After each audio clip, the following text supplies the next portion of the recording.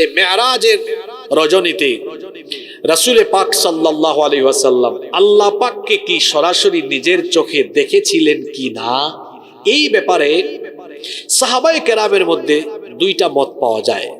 কথা বুঝে থাকলে বলেন, নবীজি মেরাজের রাতে আল্লাহকে নিজের চোখে সরাসরি দেখছেন কিনা, এই ব্যাপারে সাহাবীদের কয়টা মত পাওয়া যায়?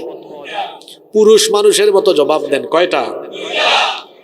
একটা মতামত হচ্ছে রাইসুল মুফাসসিরিন আব্দুল্লাহ ইবনে আব্বাস রাদিয়াল্লাহু আনহুমা, তিনি বলছেন রাসূল পাক সাল্লাল্লাহু আলাইহি ওয়াসাল্লাম মেরাজের রাতে আল্লাহ পাককে সরাসরি নিজের চোখে দেখেন নাই, কিন্তু তিনি তার অন্তর চক্ষু দিয়ে আল্লাহ পাককে তিনি দুইবার দেখেছেন।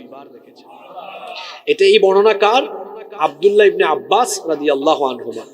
ওনার সাথে আরো হাতে গোনা কয়েকজন সাহাবী এই মত দিয়েছেন, কিন্তু বেশিরভাগ সাহাবী এবং মুফাসসিরিনে কেরাম বলছেন সেই রাতে অর্থাৎ মেরাজের রাতে রাসূল পাক সাল্লাল্লাহু আলাইহি ওয়াসাল্লাম আল্লাহ পাককে নিজের চোখে দেখেন নাই। এই কথাটা সরাসরি বর্ণনা করেছেন নবীজির ঘরের নবীজির স্ত্রী আমাদের মা আম্মা জান আয়েশা রাদিয়াল্লাহু আনহা। আপনারা বলেন তো, নবীজির ব্যাপারে বাহিরের মানুষ বেশি ভালো জানবে না ঘরের মানুষ বেশি ভালো জানবে? জোরে বলেন। আপনি কেমন গ্রামের মানুষ ভালো জানেন, আপনার বউ ভালো জানে? জোরে বলেন। আম্মা জান আয়েশা রাদিয়াল্লাহু আনহার কাছে গিয়ে একবার কিছু সাহাবীরা জিজ্ঞেস করলেন, আমাদের মা আপনি আমাদেরকে বলেন তো, আল্লাহর রাসূল কি মেরাজের রাতে আল্লাহ পাককে নিজের চোখে দেখেছিলেন? তিনি তখন বললেন, কি করে এমন কথা তোমরা বলতে পারলে? তোমাদের কথা শুনে তো আমার গায়ের পশম লোম দাঁড়িয়ে গিয়েছে। তিনি তখন বললেন, এই তিনটা কথা যে বলবে সে সত্যবাদী নয়, সে মিথ্যাবাদী। কয়টা কথা? এক নাম্বার কথা হলো, যে বলবে রাসূল পাক সাল্লাল্লাহু আলাইহি সাল্লাম মেরাজের রাতে আল্লাহ পাককে দেখেছেন, সে মিথ্যাবাদী। দুই, যদি কেউ বলে আল্লাহ তাআলা তার নবীকে যে ওহী দিয়েছেন সেই ওহীর কোনো অংশ রাসূল গোপন করেছেন, এই কথা যে বলবে সে সত্যবাদী না মিথ্যাবাদী? তিন, সূরা লুকমানের 34 নম্বর আয়াতে আল্লাহ তাআলা কয়েকটি বিষয়ের কথা বলেছেন। কিয়ামত কোন দিন ঘটবে এটা একমাত্র জানেন কে? এটা রাসূলও জানেন না। বৃষ্টি কখন হবে জানেন কে?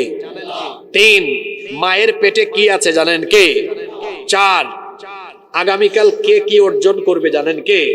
পাঁচ, কোন জায়গায় কার মৃত্যু হবে জানেন কে? তিনি বললেন এই বিষয়গুলো জানেন কে? আল্লাহ। সূরা লুকমানের এই বিষয়গুলো আল্লাহ জানেন। কেউ যদি বলে এগুলো রাসূল জানেন, সে সত্যবাদী না মিথ্যাবাদী? হাদিসটা আবার বলি, আম্মা জান আয়েশা রাদিয়াল্লাহু আনহাকে সাহাবীদের কয়েকজন গিয়ে জিজ্ঞেস করলেন, রাসূল পাক কি মেরাজের রাতে আল্লাহ পাককে দেখেছেন? তিনি বললেন এই তিনটা কথা যারা বলবে তারা মিথ্যাবাদী। এক, যারা বলবে আল্লাহর রাসূল মেরাজের রাতে আল্লাহকে দেখেছেন তারা। জোরে বলেন। দুই, যদি কেউ বলে আল্লাহর রাসূল ওহীর কোনো অংশ গোপন রেখেছেন সে ব্যক্তি।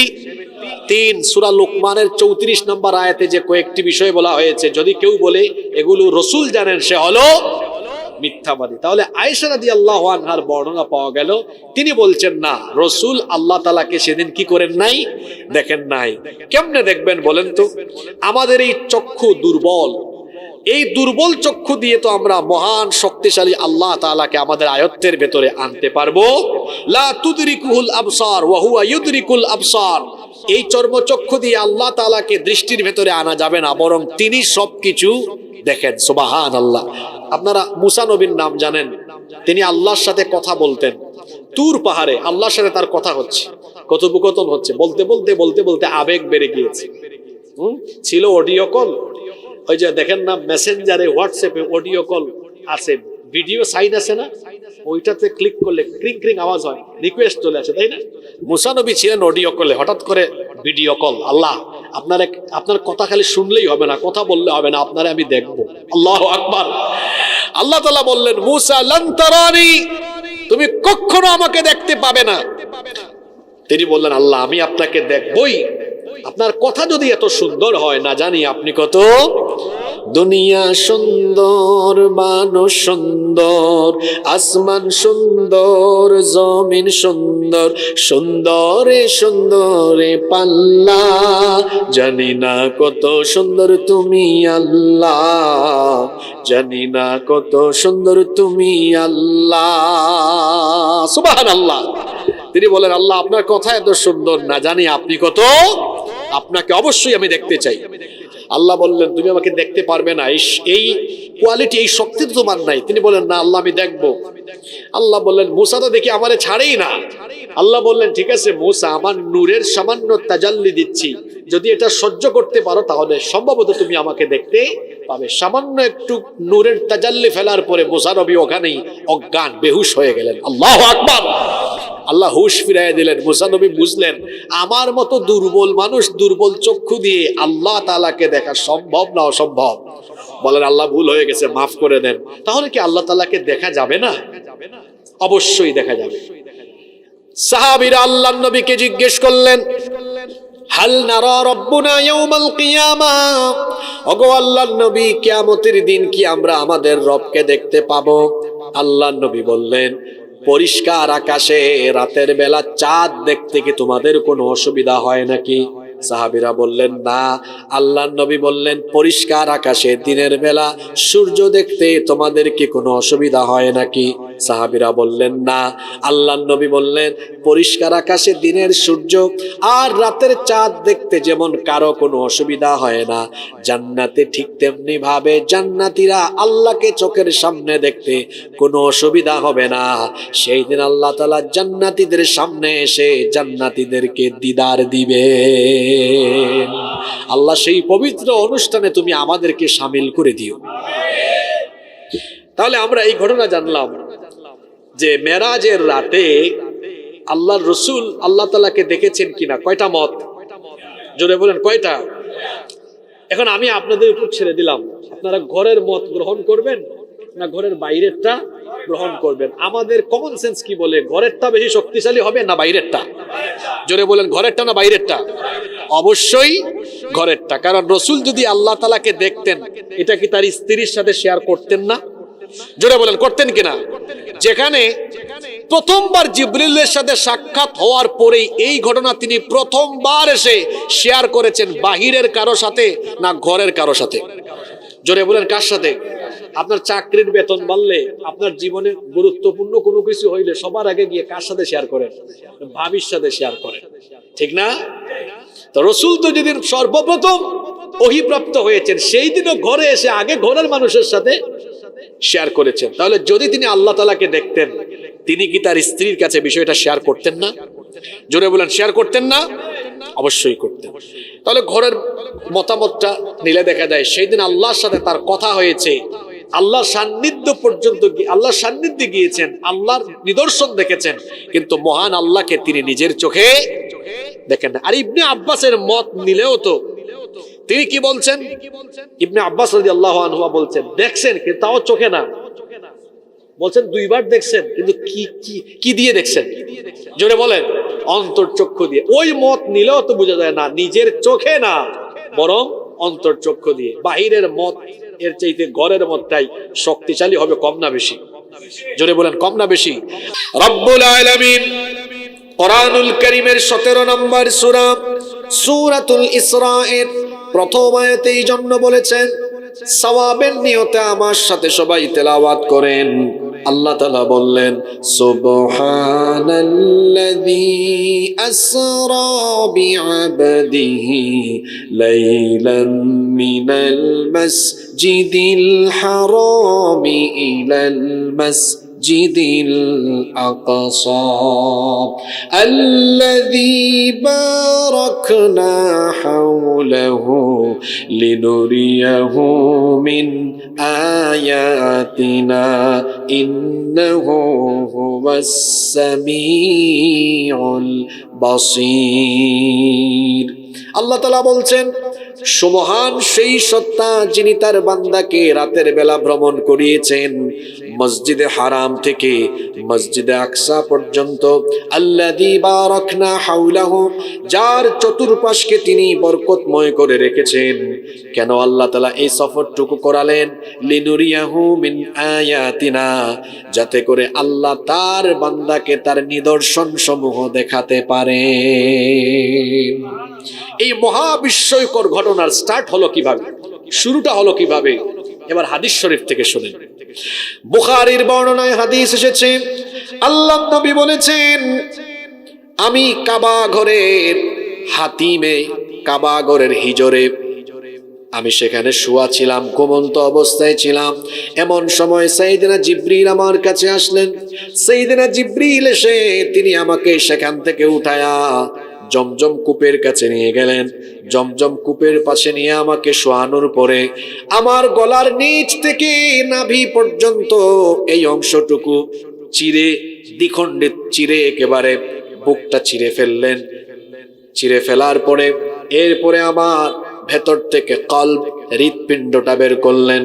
ফাস্তাখরাজা কলবি, অতঃপর আমার হার্ট, আমার হৃৎপিণ্ড বের করা হলো।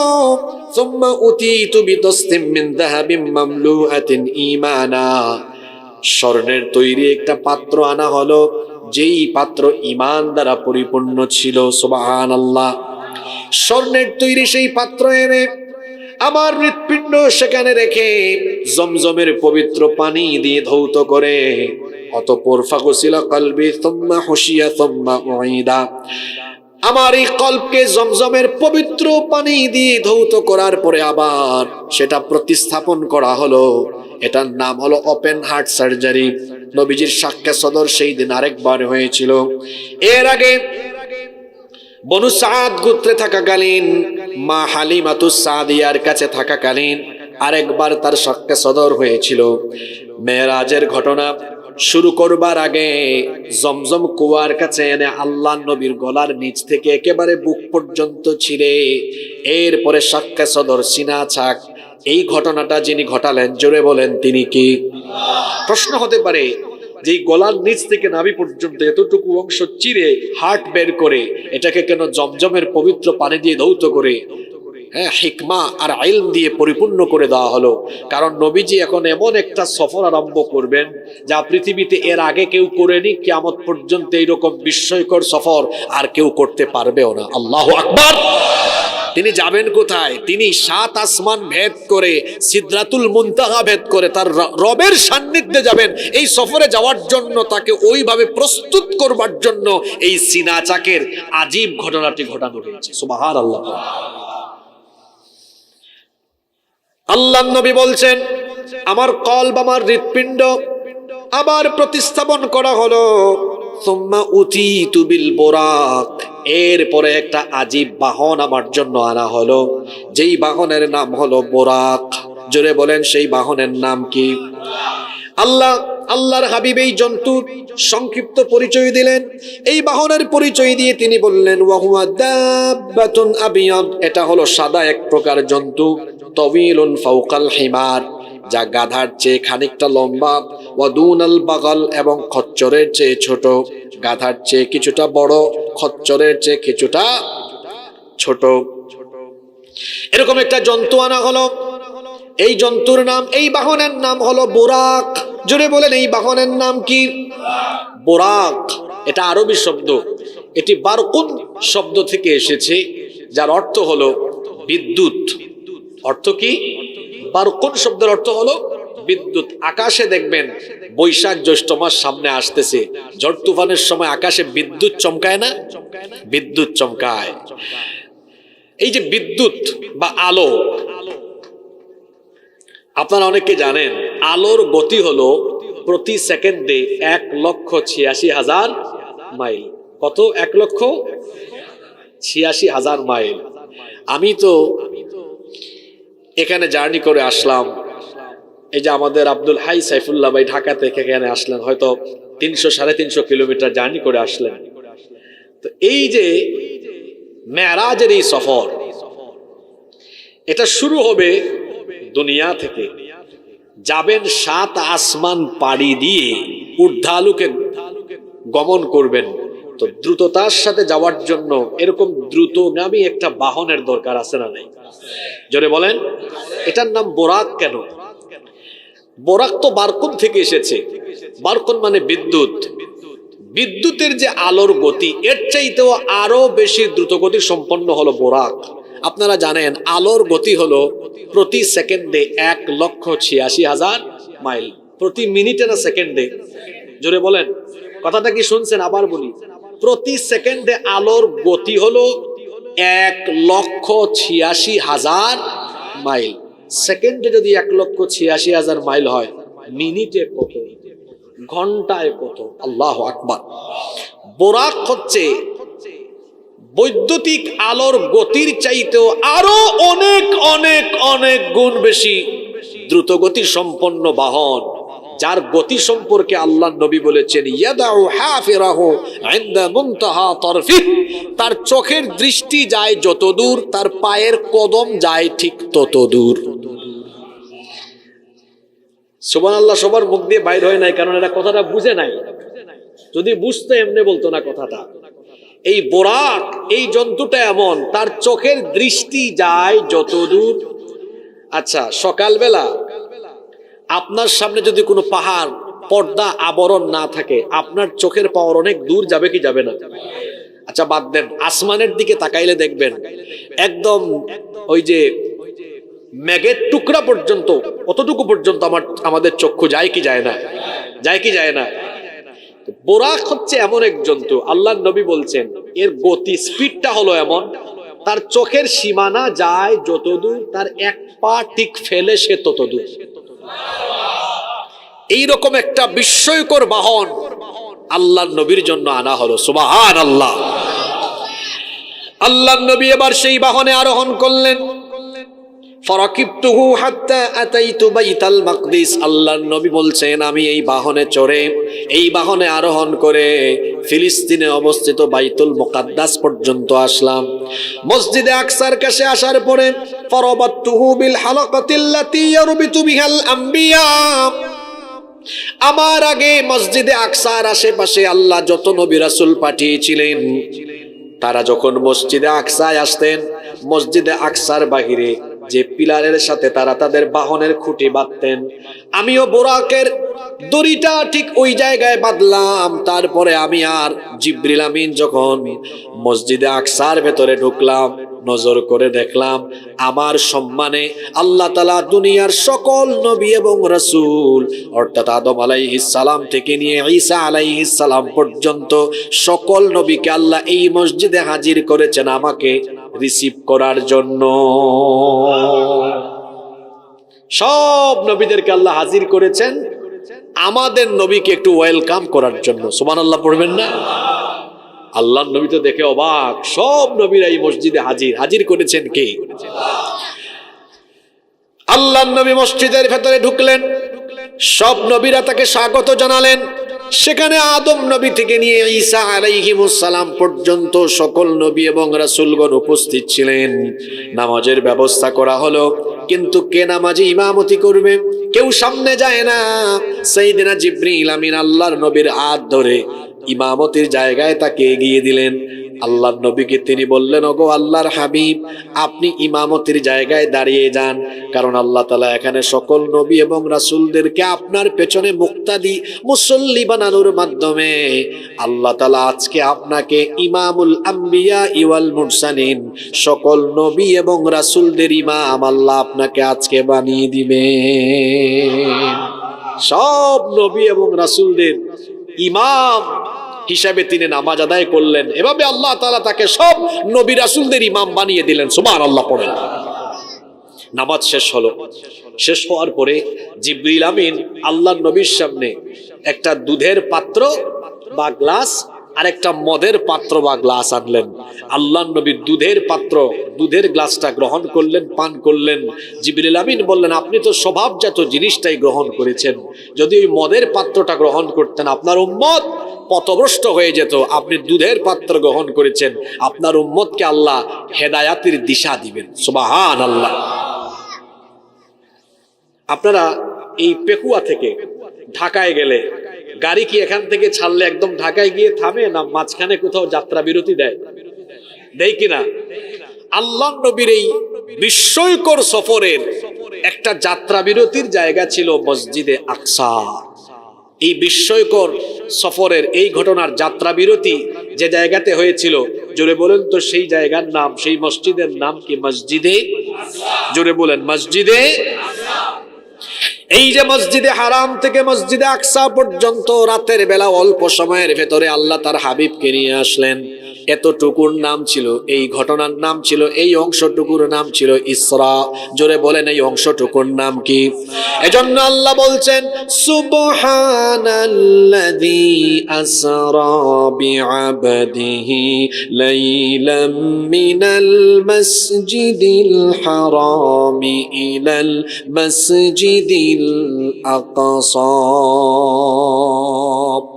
সুবহান সেই সত্তা যিনি তার বান্দাকে রাতের বেলা ভ্রমণ করিয়েছেন মসজিদে হারাম থেকে মসজিদে আকসা পর্যন্ত। এখন বলেন তো দেখি, এই আয়াতটা শুরু হয়েছে যে শব্দ দিয়ে, যাদের আয়াতটা মনে আছে একটু আগে শুনছেন, বলেন তো প্রথম শব্দটা কি? সুবহান। বলেন প্রথম শব্দটা কি? আমরা বিপদের টাইমে কি বলি? ইন্না লিল্লাহ। খুশির সময় বলি আলহামদু। আশ্চর্যজনক কিছু শুনলে বলি সুবহানাল্লাহ। এখানে সুবহান দিয়ে এই আয়াতটা কেন শুরু হয়েছে? কারণ এই ঘটনাটা স্বাভাবিক না আশ্চর্যজনক? এই সুবহান শব্দের ব্যাখ্যা হবে আজকে আলোচনার একদম শেষে। কেন?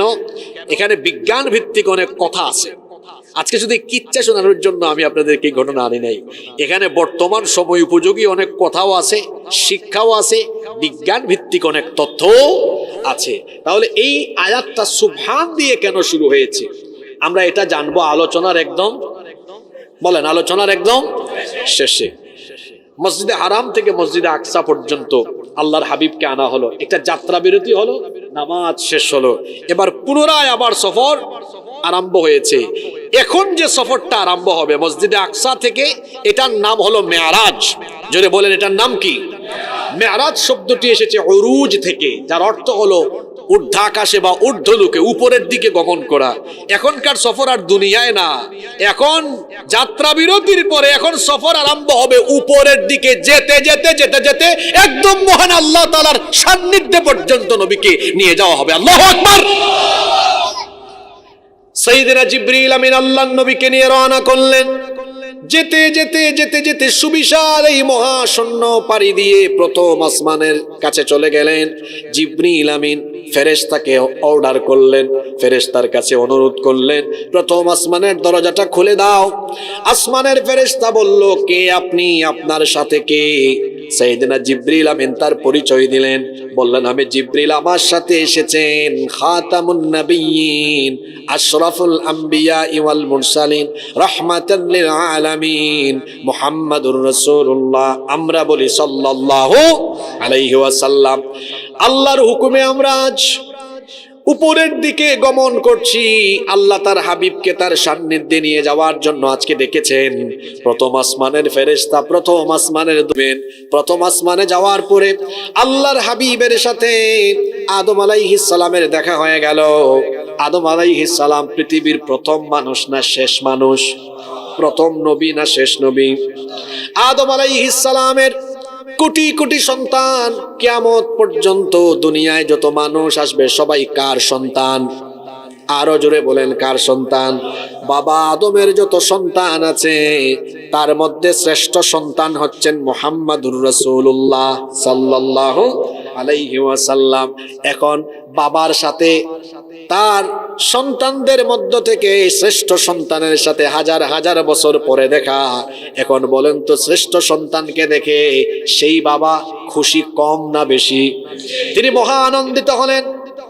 জিবরিল আমিন দুজনকে পরিচয় করিয়ে দিলেন, সালাম এবং কুশলাদি বিনিময় করে দুজনে কথা বললেন। অতঃপর তারা আবারও রওনা করলেন। যেতে যেতে তারা দ্বিতীয় আসমানের মহাশূন্য পাড়ি দিয়ে দ্বিতীয় আসমানে চলে গেলেন। সেখানে যাওয়ার পরে সাইয়েদিনা ইয়াহইয়া বিন জাকারিয়া এবং সাইয়েদিনা ঈসা ইবনে মারইয়াম আলাইহিমুস সালামের সাথে দেখা হলো। সেখানে তারা সালাম এবং কুশলাদি বিনিময় করলেন, অতঃপর আবার রওনা করলেন। যেতে যেতে তারা তৃতীয় আসমানে পৌঁছালেন। সেখানে গিয়ে সাইয়েদিনা ইউসুফ আলাইহিস সালামের সাথে সাক্ষাৎ হলো, সালাম এবং কুশলাদি বিনিময় হলো। অতঃপর আবারও উপরের দিকে গমন করলেন। যেতে যেতে চতুর্থ আসমানে গেলেন। সেখানে যাওয়ার পরে সাইয়েদিনা হারুন আলাইহিস সাইয়েদিনা ইদ্রিস আলাইহিস সালামের সাথে সাক্ষাৎ হলো, সালাম এবং কথোপকথন শেষে বিদায় নিলেন। পঞ্চম আসমানে গেলেন। সেখানে যাওয়ার পরে সাইয়েদিনা হারুন আলাইহিস সালামের সাথে সাক্ষাৎ হলো, সালাম এবং কুশলাদি বিনিময়ের পরে আবারও ঊর্ধ্বালোকে গমন করলেন। যেতে যেতে ষষ্ঠ আসমানে গেলেন। সেখানে সাইয়েদিনা মূসা আলাইহিস সালামের সাথে সাক্ষাৎ হয়ে গেল। মূসা আলাইহিস সালামের সাথে সালাম এবং কথাবার্তা হলো। তিনি যখন বিদায় নিয়ে আসতেছিলেন, মূসা আলাইহিস সালাম তখন কেঁদে ফেললেন।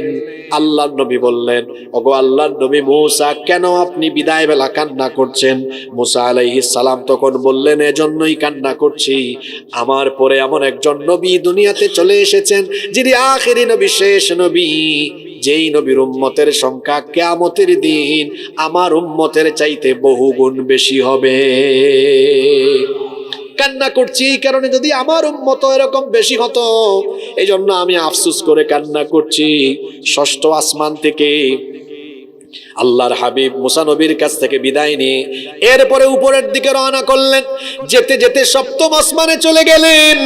সপ্তম আসমানে যাওয়ার পরে দেখা হলো জাতির পিতা আল্লাহর খলিল সাইয়েদনা ইব্রাহিম আলাইহিস সালামের সাথে।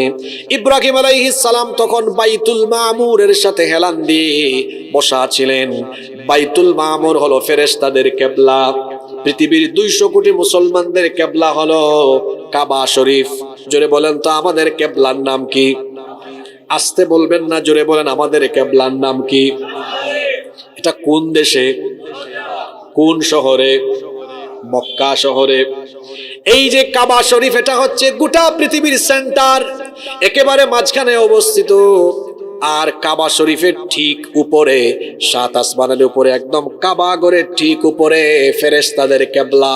সেই কিবলার নাম হলো বাইতুল মামুর। মানুষের কাবার নাম হলো কাবা শরীফ বাইতুল্লাহ, আর ফেরেশতাদের কাবার নাম হলো বাইতুল। সবাই বলেন বাইতুল। এটার অবস্থান হলো কাবা শরীফের ঠিক উপরে, 7 আসমানের উপরে, কাবা শরীফের ঠিক ঠিক বরাবর 7 আসমানের উপরে। সেখানে ফেরেশতারা আল্লাহর ইবাদত করে একসাথে 70,000 ফেরেশতা বাইতুল মামুরে ঢুকে। একবার যারা ওখানে ঢোকার সুযোগ পায়, কিয়ামত পর্যন্ত আর ঢোকার কেউ চান্সই পায় না। আল্লাহু আকবার। ইব্রাহিম আলাইহিস সালাম বাইতুল মামুরের সাথে হেলান দিয়ে বসা অবস্থায় ছিলেন।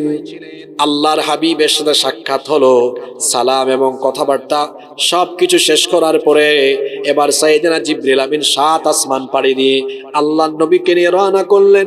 যেতে যেতে যেতে যেতে এবার সিদরাতুল মুনতাহায় গিয়ে পৌঁছালেন। সিদরাতুল মুনতাহার কাছে যাওয়ার পরে আপনাদের প্রশ্ন হতে পারে, হুজুর সিদরাতুল মুনতাহা মানে আবার কি?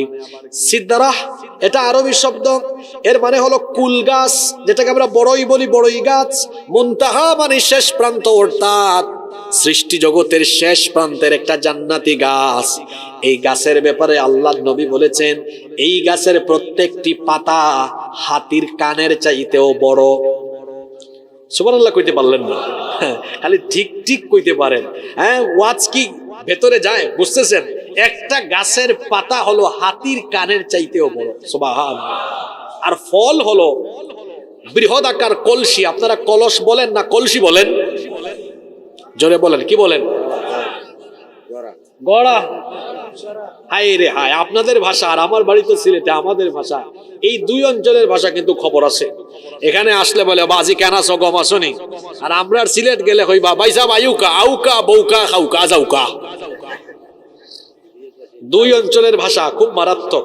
তবে এই 2 অঞ্চলের মানুষের স্বকীয়তা আছে, 2 অঞ্চলেরই নিজস্ব ভাষা আছে, আছে না? যেমন আমরা সিলেটিরা যে ভাষায় কথা বলি, এই ভাষায় পৃথিবীর 2 কোটি মানুষ কথা বলে। কয় কোটি বলবেন হুজুর? সিলেট ছাড়া আর কারা আছে?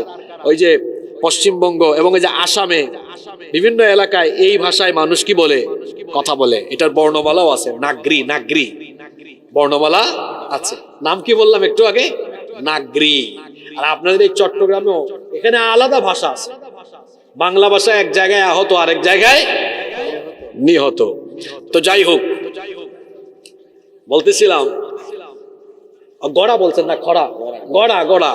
তো সিদরাতুল মুনতাহা এটা জান্নাতের এমন একটা গাছ, এটা এমন একটা গাছ, এটা এমন একটা গাছ যেই গাছের পাতা হলো হাতির কানের মতো, ফল হলো গড়ার মতো বড়। সুবহানাল্লাহ পড়বেন না? সিদরাতুল মুনতাহায় যাওয়ার পরে আল্লাহর নবী সাইয়েদনা জিবরিল আমিনকে তার নিজের সুরতে, জিবরিল আমিনের আসল সুরতে নবীজি জিবরিল আমিনকে দেখলেন। আল্লাহর নবী তার 63 বছরের জিন্দেগিতে জিবরিল আমিনকে তিনি তার নিজের সুরতে, নিজের আকৃতিতে দেখেছেন 2 বার। কথা বুঝে থাকলে বলেন কয়বার? আরো জোরে বলেন কয়বার? আপনারা বলবেন হুজুর আল্লাহর নবীর কাছে জিবরিল আমিন এতবার যাওয়া আসা করলেন, আর আপনি বলতেছেন জিবরিলকে আসল শরীরে, আসল চেহারায় নবীজি দেখেছেন কয়বার? তো অন্যান্য সময় কার চেহারায় আসতেন? তিনি আগন্তুকের চেহারায়। বিভিন্ন সময় আল্লাহর নবীর একজন ফেরেশতা ছিলেন, নাম হলো দাহিয়াতুল কলবি, বড় সুন্দর ছিলেন তিনি, তার সুরত ধরে আসতেন। জিবরিল তার নিজের সুরতে, নিজের আকৃতিতে নবীজির সামনে এসেছেন জীবনে মোট কয়বার? 2 বার। দ্বিতীয়বার আল্লাহর নবী সিদরাতুল মুনতাহায় জিবরিল আমিনকে দেখেছেন। প্রশ্ন হতে পারে হুজুর তাহলে আল্লাহর নবী জিবরিলকে প্রথমবার কোন সময় দেখেছেন? শুনতেছেন আপনারা? প্রথমবার কোন সময় দেখেছেন? সূরা আলাকের প্রথম 5টা আয়াত যখন নবীর কাছে নাজিল হয়েছিল, সেই দিনও জিবরিল তার আসল সুরত ধরে নবীর কাছে আসেন নাই। সেই দিনও তিনি আসল সুরত ধরে আসেন নাই। আল্লাহর নবী আসল সুরত না দেখেও ভয় পেয়ে গিয়েছিলেন। বাড়িতে ফিরে আসলেন। আম্মাজান খাদিজা তাহরা রাদিয়াল্লাহু আনহা ওয়ারাকা বিন নওফেলের কাছে নিয়ে গেলেন। ওয়ারাকা বিন নওফেল বললেন, টেনশন করবেন না, দুশ্চিন্তা করবেন না, যিনি আপনার কাছে এসেছেন তিনি কোনো ফেরেশতা নন, জিন বা ভূত নন। তিনি হচ্ছেন এমন ফেরেশতা, ওহীর ধারক বাহক, যাকে আল্লাহ তাআলা আগেকার নবী রাসূলদের কাছে পাঠিয়েছিলেন। আল্লাহু আকবার। তিনি যদি পরবর্তীতে আপনার কাছে আসেন, মন দিয়ে তার কথা শুনবেন, তিনি কি বলেন তা আপনি শুনবেন, বুঝবেন। এই কথা বলে বিদায় দিয়ে দিলেন। এরপরে আল্লাহর নবী অপেক্ষায় আছেন জিবরিল আরেকবার কোন সময় আসেন। কিন্তু আল্লাহর নবীর অপেক্ষার প্রহর শেষ হয় না। আল্লাহর নবী হেরা গুহায় যান, আবার আসেন, যাওয়া আসা করেন। বেশ কিছুদিন হয়ে গেল, ওহী নাজিল হয় না। জিবরিল আমিনের সাথে আল্লাহর নবীর দেখা সাক্ষাৎ হয় না। আল্লাহর নবী ফ্রাস্ট্রেট হয়ে গেলেন, হতাশ হয়ে গেলেন। ভাবলেন সম্ভবত আর জিবরিল আমার কাছে আসবেন না। হতাশ হয়ে গেলেন। একদিন তিনি হেরা গুহা থেকে বাড়ি ফিরে আসতেছেন। উপত্যকায় যখন হাঁটতেছেন, এমন সময় কে যেন আল্লাহর নবীকে ডাক দিল। আল্লাহর নবী একবার ডানে তাকালেন, কাউকে দেখলেন না। বামে তাকালেন, কাউকে দেখলেন না। সামনে তাকালেন, কাউকে দেখলেন না। পিছনেও তাকালেন, কাউকে দেখলেন না। এবার মাথাটা উঁচু করে যখন তিনি উপরের দিকে তাকালেন, তিনি দেখলেন 600টা ডানা সহ বিশাল আকৃতির দেহ বিশিষ্ট, মাথা হলো আসমানের উপরে আর পা হলো জমিনে। বিশাল আকৃতির একজন মানুষ আসমান জমিনের মাঝখানে বিরাট এক চেয়ারে বসে আছে। আচ্ছা বলেন তো ডানার সংখ্যা কয়টা? জোরে বলেন। আল্লাহর নবী বলছেন জিবরিলের একটা ডানা, একটা পাখা, আমার কাছে মনে হয়েছে যে এক ডানা দিয়ে তার আসমানকে একদম ঢেকে রেখেছে। আল্লাহু আকবার। এরকম বিশাল আকৃতির কাউকে জীবনে প্রথমবার দেখলে ফিট থাকবে না বেহুশ হবে? জোরে বলেন, ফিট থাকবে না বেহুশ হবে? জীবনে প্রথমবার জিবরিলকে আল্লাহর নবী যখন তার সশরীরে আসল সুরতে দেখেছেন, আল্লাহর নবী বেহুশ হয়ে পড়ে গেলেন। বেহুশ হয়ে ওখানেই পড়ে গেলেন। এইটা ছিল আল্লাহর নবীর প্রথম দেখা। কোরআনুল কারীমের 53 নম্বর সূরা সূরাতুন নজমের 5 নম্বর আয়াত থেকে আল্লাহ এই কাহিনী এভাবে তুলে ধরছেন। আল্লামাহু শাদীদুল কুওয়া যু মিররাতিন ফাস্তাওয়া ওয়া হুয়া বিল উফুকিল আ'লা সুম্মা দানা ফাতাদাল্লা ফাকানা ক্বাবা কাউসাইনি আও আদনা ফাআওহা ইলা আবদিহি মা আওহা। আল্লাহ তাআলা বলছেন আল্লামাহু শাদীদুল কুওয়া, তাকে এক শক্তিশালী ফেরেশতা শিক্ষা দান করে। এই ফেরেশতার নাম সবাই বলেন জিবরিল। আল্লাহ বলছেন আল্লামাহু শাদীদুল কুওয়া, তাকে এক শক্তিশালী ফেরেশতা শিক্ষা দান করে। যু মিররাতিন ফাসতাওয়া, প্রজ্ঞা সম্পন্ন যেই ফেরেশতা তার নিজের আকৃতিতে এসেছিল। ওয়া হুয়া বিল উফুকিল আলা, তখন সে ছিল ঊর্ধ্ব দিগন্তে। আল্লাহর নবী যখন উপরের দিকে তাকায়া জিবরিল আমিনকে জীবনে প্রথমবার দেখলেন, বেহুশ হয়ে পড়ে গেলেন। আল্লাহ বলছেন সুম্মা দানা ফাতাদাল্লা, অতঃপর সে তার অর্থাৎ জিবরিল আমিন আল্লাহর নবীর নিকটবর্তী হলো। তাফসীরে এসেছে জিবরিল আমিন আল্লাহর নবীর নিকটে এসে আল্লাহর নবীকে চেহারার মধ্যে হাত বুলায় দিয়েছেন, ধুলাবালু সরায় দিয়েছেন। ফাকানা ক্বাবা কাউসাইনি আও আদনা, দুইজন এতটাই নিকটবর্তী হয়েছিলেন যে দুইজনের মধ্যে ধনুকের ব্যবধান কিংবা তার চাইতেও আরো কম দূরত্ব ছিল। এটা হচ্ছে নবীজি জিবরিল আমিনকে জীবনের প্রথম দেখা। কি দেখা? প্রথম দিন কাউকে দেখলে ভালো করে দেখা যায় না। এই যে ছেলেরা বিয়ে করতে যায়, প্রথম দিন মানুষ থাকে তো আশেপাশে, ভালো করে দেখতে, একটু দেখে তো আরেকবার এদিকে তাকায়, দেখতে পারে না। আচ্ছা, এই যে আমি আজকে আপনাদের মাহফিলে আসলাম, যাদের সাথে খাওয়া দাওয়ার সময় আমার কাছাকাছি যারা ছিল, এদের চেহারাখানা আমার মনে আছে। 4 বছর ধরে আসতেছি তো মনে আছে। এখানে যে এত মানুষ বসা, সবার চেহারা কি মনে রাখা সম্ভব? এমনও হতে পারে কালকে যদি কেউ আমাকে বলে হুজুর আমারে চিনেন, কালকে আপনার মাহফিলে ছিলাম, আমি হয়তো একটু ভাবনায় পড়ে যাব, ঠিক না? কারণ সবার চেহারা তো মনে রাখা সম্ভব না। তো আল্লাহর রাসূল তো জিবরিলকে জীবনে প্রথমবার দেখেছেন, এত বিশাল আকৃতিতে দেখে ভয় পাইছেন, ওই দিন ভালো করে আর তাকায়া দেখতে পারেন নাই। এরপরে জিবরিল আমিন যতবার আসেন, মানুষের সুরত ধরে আসেন, মাঝে মাঝে আগন্তুক হয়ে আসেন। নবীজি খালি বলেন জিবরিল তোমারে আরেকবার তোমার আসল সুরতে দেখতে চাই। সেদিন তো ভালো করে দেখতে পারলাম না, এখন তো আর ভয় টয় নাই, আমি চিনছি আপনি জিবরিল, আমার ক্ষতি করতে আসবেন না, আপনি তো আল্লাহর তরফ থেকে আসেন, আপনাকে পাঠান কে? এখন আর ভয় টয় নাই, কিন্তু আমার ইচ্ছা আপনাকে আপনার আসল সুরতে আরেকবার দেখা। জিবরিল আমিন বললেন আপনি আল্লাহর কাছে আবেদন করেন, দোয়া করেন, তিনি যখন চাইবেন তখন আপনি আমাকে আবার আমার আসল সুরতে দেখবেন। আল্লাহর নবীকে জিবরিল আমিন এই কথা বললেন যেই দিন আল্লাহ তাআলা তার নবীকে ধুলির ধরা থেকে এই মহাবিস্ময়কর ঘটনা ঘটিয়ে তার সান্নিধ্যে নিয়ে যাচ্ছেন। 7 আসমান পাড়ি দেওয়ার পরে সিদরাতুল মুনতাহায় যাওয়ার পরে জিবরিল আমিন বললেন নবীজি একটু আমার দিকে ভালো করে তাকান, আপনার মনের আশা আজকে আবার পূরণ হবে আল্লাহর আদেশে। এখন আপনি আমাকে আরেকবার আমার আসল সুরতে দেখতে পারবেন। এই ঘটনা এসেছে এই সূরায়। দেখেন সূরা নজমের 13 নম্বর আয়াত থেকে আল্লাহ বলছেন ওয়ালাকাদ রাআহু নাজলাতান উখরা ইনদা সিদরাতিল মুনতাহা ইনদাহা জান্নাতুল মাওয়া। ওয়ালাকাদ রাআহু নাজলাতান উখরা, আর অবশ্যই সে তাকে আরেকবার দেখেছিল। কোথায় দেখেছিলেন? ইনদা সিদরাতিল মুনতাহা, সিদরাতুল মুনতাহার নিকটে। সিদরাতুল মুনতাহা আবার কোথায়? ইনদাহা জান্নাতুল মাওয়া, যা জান্নাতুল মাওয়ার নিকটে। সুবহানাল্লাহ। সাইয়েদনা জিবরিল আমিনকে আল্লাহর নবী এই মোট দেখেছেন কয়বার? জোরে বলেন কয়বার? এবার সিদরাতুল মুনতাহা থেকে বাকিটুকু সফরের জন্য এবার আল্লাহর আরশে আজিম পর্যন্ত সফর হলো। সুবহানাল্লাহ পড়বেন না? এবার আরেকটা বাহন আনা হলো, এটার নাম রফরফ। জোরে বলেন তো এটার নাম কি? এবার এই বাহনে চড়ে, এই বাহনের মাধ্যমে আল্লাহর নবী আল্লাহ পাকের একেবারে সান্নিধ্য পর্যন্ত পৌঁছায় গেলেন। সুবহানাল্লাহ পড়েন। সেই দিন সেই রাতে মেরাজের রজনীতে রাসূলে পাক সাল্লাল্লাহু আলাইহি ওয়াসাল্লাম আল্লাহ পাককে কি সরাসরি নিজের চোখে দেখেছিলেন কি না, এই ব্যাপারে সাহাবায়ে কেরামের মধ্যে 2টা মত পাওয়া যায়। কথা বুঝে থাকলে বলেন। নবীজি মেরাজের রাতে আল্লাহকে নিজের চোখে সরাসরি দেখছেন কিনা, এই ব্যাপারে সাহাবীদের কয়টা মত পাওয়া যায়? পুরুষ মানুষের মতো জবাব দেন, কয়টা?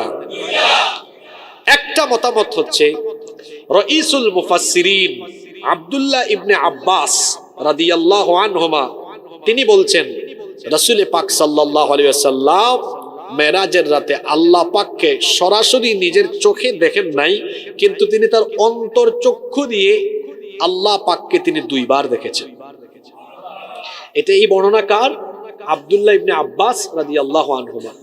ওনার সাথে আরো হাতে গোনা কয়েকজন সাহাবী এই মত দিয়েছেন, কিন্তু বেশিরভাগ সাহাবী এবং মুফাসসিরিনে কেরাম বলছেন সেই রাতে অর্থাৎ মেরাজের রাতে রাসূল পাক সাল্লাল্লাহু আলাইহি সাল্লাম আল্লাহ পাককে নিজের চোখে দেখেন নাই।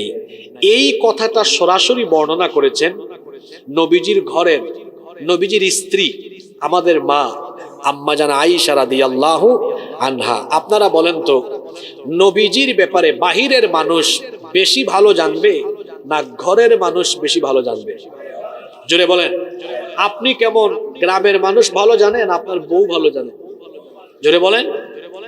আম্মা জান আয়েশা রাদিয়াল্লাহু আনহার কাছে গিয়ে একবার কিছু সাহাবীরা জিজ্ঞেস করলেন, আমাদের মা, আপনি আমাদেরকে বলেন তো, আল্লাহর রাসূল কি মেরাজের রাতে আল্লাহ পাককে নিজের চোখে দেখেছিলেন? তিনি তখন বললেন, কি করে এমন কথা তোমরা বলতে পারলে? তোমাদের কথা শুনে তো আমার গায়ের পশম লোম দাঁড়িয়ে গিয়েছে। তিনি তখন বললেন, এই তিনটা কথা যে বলবে সে সত্যবাদী নয়, সে মিথ্যাবাদী। কয়টা কথা? এক নাম্বার কথা হলো, যে বলবে রাসূল পাক সাল্লাল্লাহু আলাইহি সাল্লাম মেরাজের রাতে আল্লাহ পাককে দেখেছেন, সে মিথ্যাবাদী। দুই, যদি কেউ বলে আল্লাহ তাআলা তার নবীকে যে ওহী দিয়েছেন সেই ওহীর কোনো অংশ রাসূল গোপন করেছেন, এই কথা যে বলবে সে সত্যবাদী না মিথ্যাবাদী? তিন, সূরা লুকমানের 34 নম্বর আয়াতে আল্লাহ তাআলা কয়েকটি বিষয়ের কথা বলেছেন। কিয়ামত কোন দিন ঘটবে এটা একমাত্র জানেন কে? এটা রাসূলও জানেন না। বৃষ্টি কখন হবে জানেন কে? তিন, মায়ের পেটে কি আছে জানেন কে? চার, আগামীকাল কে কি অর্জন করবে জানেন কে? পাঁচ, কোন জায়গায় কার মৃত্যু হবে জানেন কে? তিনি বললেন এই বিষয়গুলো জানেন কে? আল্লাহ। সূরা লুকমানের এই বিষয়গুলো আল্লাহ জানেন। কেউ যদি বলে এগুলো রাসূল জানেন, সে সত্যবাদী না মিথ্যাবাদী? হাদিসটা আবার বলি, আম্মা জান আয়েশা রাদিয়াল্লাহু আনহাকে সাহাবীদের কয়েকজন গিয়ে জিজ্ঞেস করলেন, রাসূল পাক কি মেরাজের রাতে আল্লাহ পাককে দেখেছেন? তিনি বললেন এই তিনটা কথা যারা বলবে তারা মিথ্যাবাদী। এক, যারা বলবে আল্লাহর রাসূল মেরাজের রাতে আল্লাহকে দেখেছেন তারা, জোরে বলেন। দুই, যদি কেউ বলে আল্লাহর রাসূল ওহীর কোনো অংশ গোপন রেখেছেন সে ব্যক্তি। তিন, সূরা লুকমানের 34 নম্বর আয়াতে যে কয়েকটি বিষয় বলা হয়েছে, যদি কেউ বলে এগুলো রাসূল জানেন সে হলো মিথ্যাবাদী। তাহলে আয়েশা রাদিয়াল্লাহু আনহার বর্ণনা পাওয়া গেল, তিনি বলছেন না, রাসূল আল্লাহ তাআলাকে সেদিন কি করেন নাই? দেখেন নাই। কেমনে দেখবেন বলেন তো? আমাদের এই চক্ষু দুর্বল, এই দুর্বল চক্ষু দিয়ে তো আমরা মহান শক্তিশালী আল্লাহ তাআলাকে আমাদের আয়ত্তের ভেতরে আনতে পারবো? লা তুদরিকুল আবসার ওয়া হুয়া ইউদরিকুল আবসার। এই চর্মচক্ষু দিয়ে আল্লাহ তাআলাকে দৃষ্টির ভেতরে আনা যাবে না, বরং তিনি সবকিছু দেখেন। সুবহানাল্লাহ। আপনারা মুসা নবীর নাম জানেন, তিনি আল্লাহর সাথে কথা বলতেন। তুর পাহাড়ে আল্লাহর সাথে তার কথা হচ্ছে, কথোপকথন হচ্ছে, বলতে বলতে বলতে বলতে আবেগ বেড়ে গিয়েছে। ছিল অডিও কল, ওই যে দেখেন না মেসেঞ্জারে হোয়াটসঅ্যাপে অডিও কল আছে, ভিডিও সাইন আছে না, ওইটাতে ক্লিক করলে ক্রিং ক্রিং আওয়াজ হয়, রিকোয়েস্ট চলে আসে, তাই না? মুসা নবী ছিলেন অডিও কলে, হঠাৎ করে ভিডিও কল। আল্লাহ আপনার কথা খালি শুনলেই হবে না, কথা বললে হবে না, আপনারে আমি দেখবো। আল্লাহু আকবার। আল্লাহ তাআলা বললেন, মুসা লান তারানি, তুমি কখনো আমাকে দেখতে পাবে না। তিনি বললেন, আল্লাহ আমি আপনাকে দেখবই, আপনার কথা যদি এত সুন্দর হয়, না জানি আপনি কত দুনিয়া সুন্দর, মানুষ সুন্দর, আসমান সুন্দর, জমিন সুন্দর, সুন্দরে সুন্দরে পাল্লা, জানি না কত সুন্দর তুমি আল্লাহ, জানি না কত সুন্দর তুমি আল্লাহ। সুবহানাল্লাহ। তিনি বলেন, আল্লাহ আপনার কথা এত সুন্দর, না জানি আপনি কত আপনাকে অবশ্যই আমি দেখতে চাই। আল্লাহ বললেন তুমি আমাকে দেখতে পারবে না, এই কোয়ালিটি, এই শক্তি তো তোমার নাই। তিনি বলেন না আল্লাহ আমি দেখবো। আল্লাহ বললেন মুসা তো দেখি আমারে ছাড়েই না। আল্লাহ বললেন ঠিক আছে মুসা, আমার নূরের সামান্য তাজাল্লি দিচ্ছি, যদি এটা সহ্য করতে পারো তাহলে সম্ভবত তুমি আমাকে দেখতে পাবে। সামান্য একটু নূরের তাজাল্লি ফেলার পরে মুসা নবী ওখানেই অজ্ঞান বেহুশ হয়ে গেলেন। আল্লাহু আকবার। আল্লাহ হুশ ফিরাইয়া দিলেন। মুসা নবী বুঝলেন আমার মতো দুর্বল মানুষ দুর্বল চক্ষু দিয়ে আল্লাহ তাআলাকে দেখা সম্ভব না অসম্ভব। বলেন আল্লাহ ভুল হয়ে গেছে, মাফ করে দেন। তাহলে কি আল্লাহ তাআলাকে দেখা যাবে না? অবশ্যই দেখা যাবে। সাহাবীরা আল্লাহর নবীকে জিজ্ঞেস করলেন হাল নারা রাব্বুনা ইয়াউমাল কিয়ামা, ওগো আল্লাহর নবী কিয়ামতের দিন কি আমরা আমাদের রবকে দেখতে পাবো? আল্লাহর নবী বললেন পরিষ্কার আকাশে রাতের বেলা চাঁদ দেখতে কি তোমাদের কোনো অসুবিধা হয় নাকি? সাহাবীরা বললেন না। আল্লাহর নবী বললেন পরিষ্কার আকাশে দিনের বেলা সূর্য দেখতে তোমাদের কি কোনো অসুবিধা হয় নাকি? সাহাবীরা বললেন না।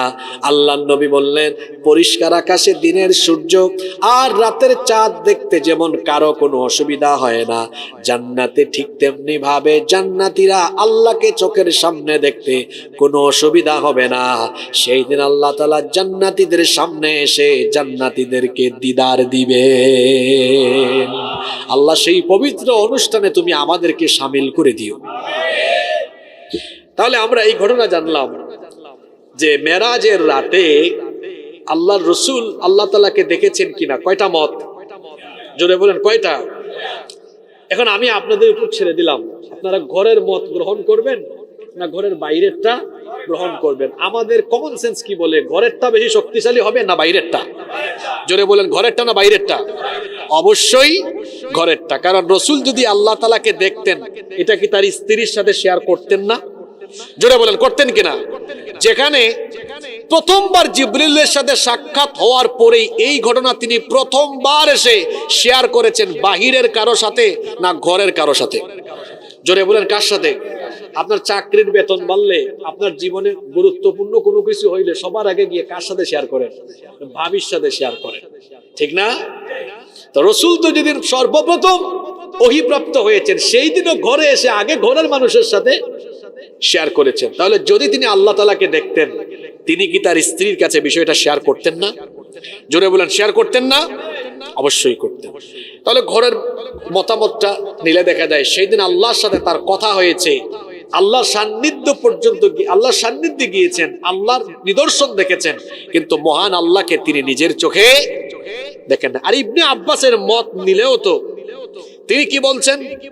ইবনে আব্বাস রাদিয়াল্লাহু আনহু বলছেন দেখছেন কিন্তু তাও চোখে না। বলছেন দুইবার দেখছেন কিন্তু কি দিয়ে দেখছেন? জোরে বলেন অন্তর্চক্ষু দিয়ে। ওই মত নিলেও তো বোঝা যায় না নিজের চোখে না বরং অন্তর্চক্ষু দিয়ে। বাহিরের মত এর চাইতে ঘরের মতটাই শক্তিশালী হবে, কম না বেশি? জোরে বলেন কম না বেশি? আচ্ছা ঘটনা কোন জায়গায় ছিলাম মনে আছে? এবার সিদরাতুল মুনতাহা পাড়ি দিয়ে একদম আল্লাহর সান্নিধ্যে। এবার আল্লাহ তাআলা তার নবীকে জান্নাতও দেখালেন, জাহান্নামের ভয়াবহ শাস্তিও দেখালেন। সুবহানাল্লাহ পড়বেন না? জান্নাত আর জাহান্নামের ব্যাপারে আপনাদের ঈমান আছে না নাই? জান্নাত জাহান্নাম আছে, বিশ্বাস হয়? আপনারা জান্নাত দেখেছেন? জোরে বলেন জাহান্নাম দেখেছেন? পৃথিবীর কোন নবী বা রাসূল, আমাদের নবী ছাড়া কোন নবী বা রাসূল জান্নাত দেখেছেন? জাহান্নাম দেখেছেন? কেউ দেখেন নাই। শুধু মানুষকে সতর্ক করেছেন, আল্লাহর তরফ থেকে ওহী পেয়ে সতর্ক করেছেন, কেউ দেখেন নাই। পৃথিবীর অন্যান্য নবী রাসূল আর আপনারা বলবেন হুজুর আদম নবী তো জান্নাতেই ছিলেন, জান্নাতে ছিলেন না? উনি কি জাহান্নাম দেখছে নাকি? জাহান্নাম দেখছে? দেখে নাই। আমি বলছি জান্নাত এবং জাহান্নাম। আল্লাহ তার হাবিবকে দুইটাই দেখালেন, জান্নাতের নেয়ামতও দেখালেন, জাহান্নামের শাস্তিও। আমরা যা দেখবো হাজার হাজার বছর পরে আল্লাহর নবীকে তা দেখিয়েছেন আল্লাহ আরো ১৫০০ বছর আগে। আল্লাহু আকবার।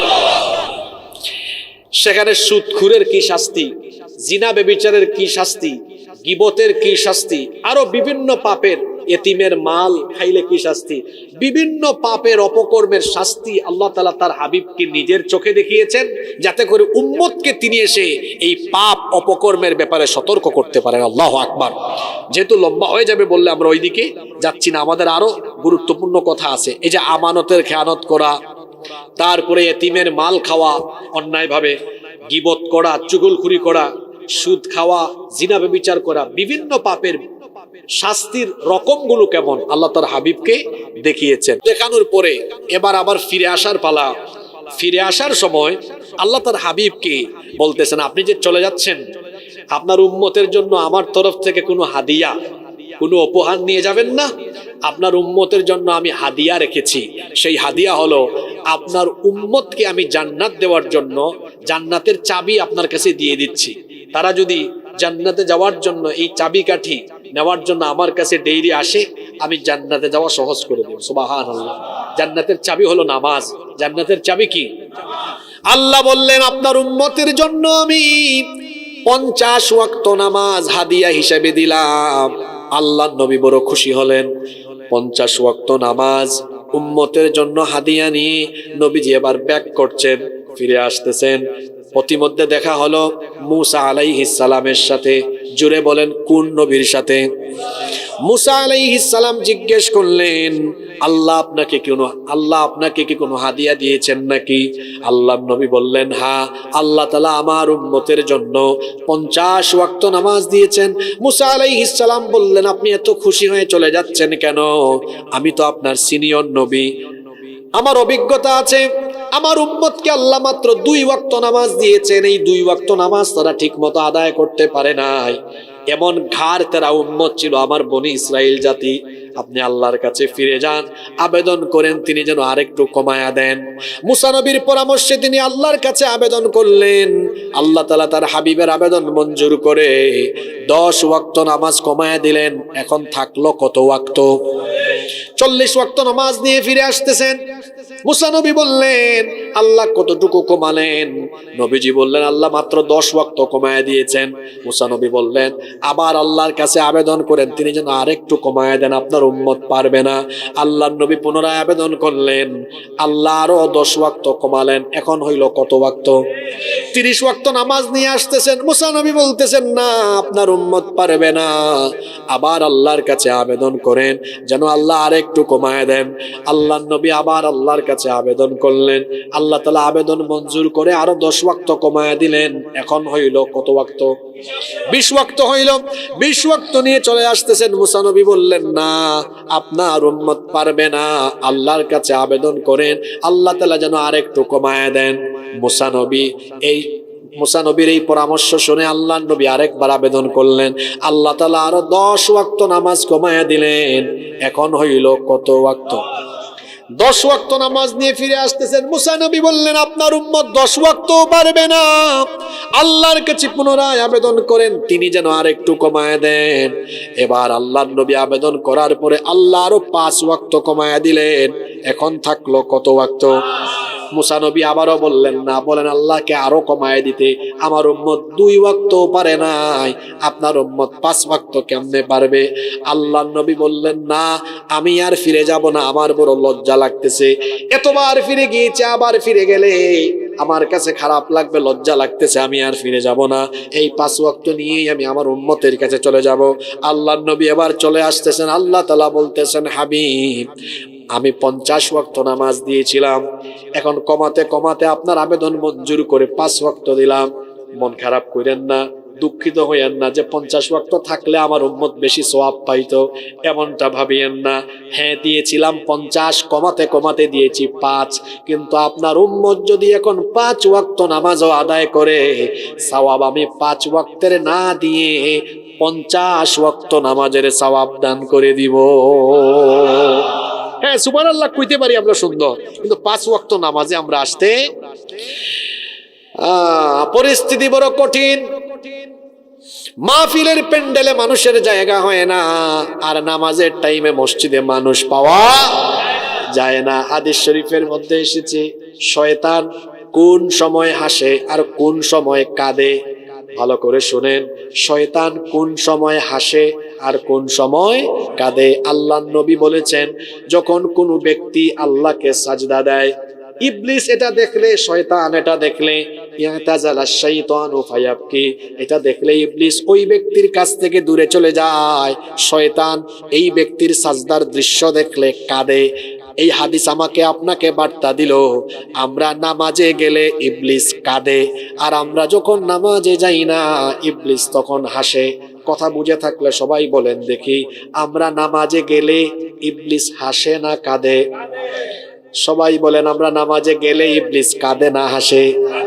আর আমরা নামাজে না গেলে ইবলিস? সুন্দর উত্তর দিয়েছেন। নাও টেক ইউর ডিসিশন, এবার আপনারা সিদ্ধান্ত নেন। এখন নামাজের টাইমে আপনারা ইবলিসকে হাসাবেন না কাঁদাবেন? এখন যারা চুপচাপ থাকলো এরা কি ইবলিসের কাছ থেকে খেলাফতি নিয়েছে? তাহলে কথা বললেন না কেন?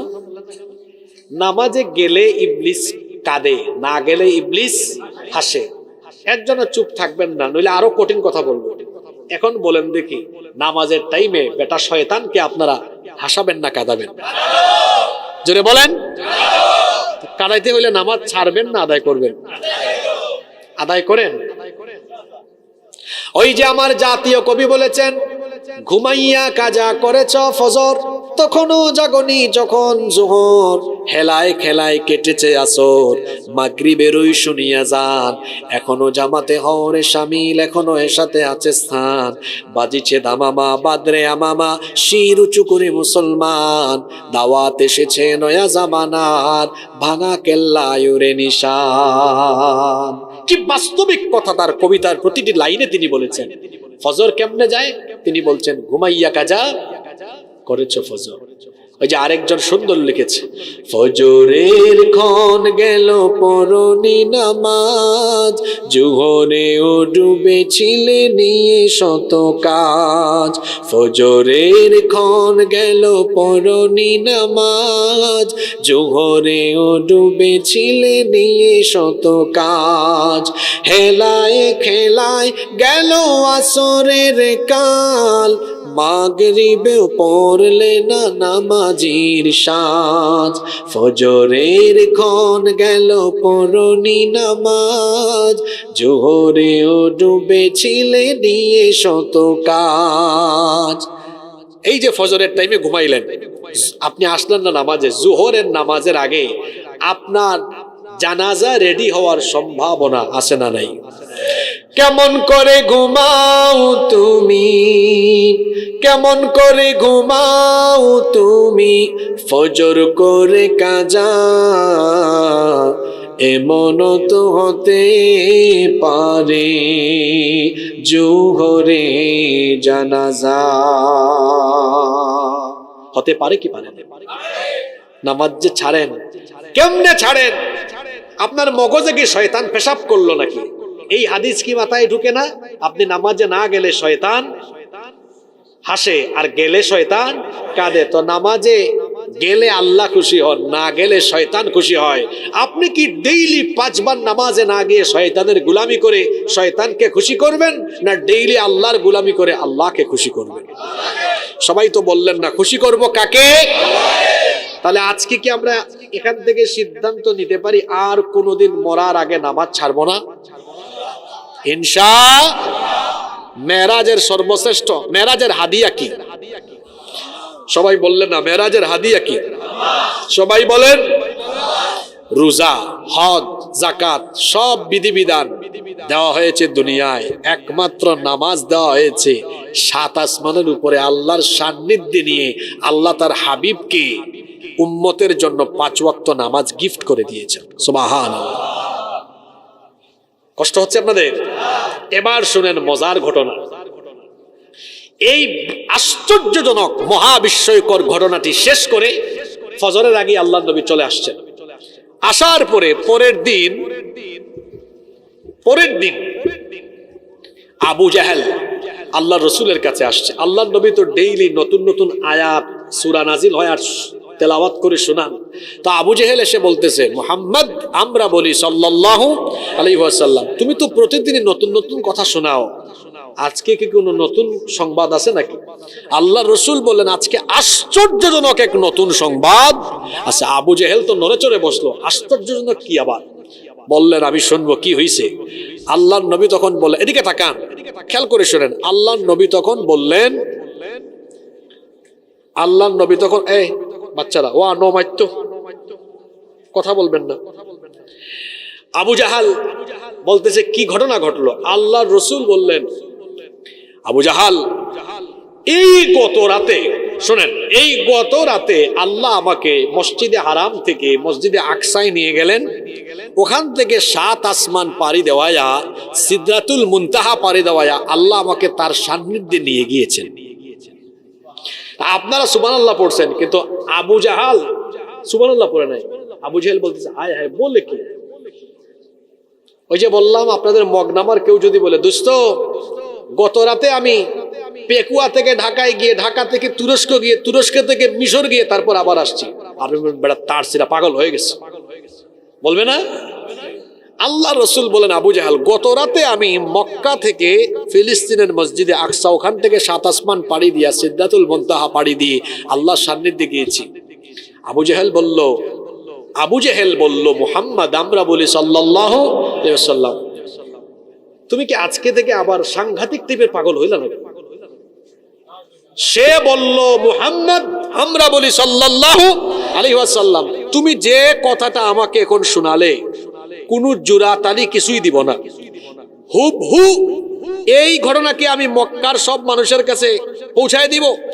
আল্লাহর রাসূল চিন্তা করলেন, সবার কাছে যাইতে যাইতে বলতে বলতে আমার টাইম লাগবে, আমার কাম যদি সে করে আমারই তো লাভ। বলেন, অবশ্যই আবু জাহেল, তুমি এই কথা সবার কাছে গিয়ে বলবে। আবু জাহেল চিন্তা করলো, এই তো আজকে সুযোগ পাইলাম।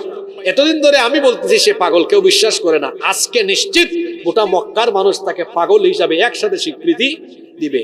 সে চিন্তা করলো, একটা কাম করি, আগে কলিজার বন্ধুর সাথে একটা দুশ্মনী লাগায়া চিন্তা করলো সবার কাছে যাব, পরে আবু বকরের কাছে যাব। আবু জাহেল মারছে দৌড়, গেছে কার কাছে?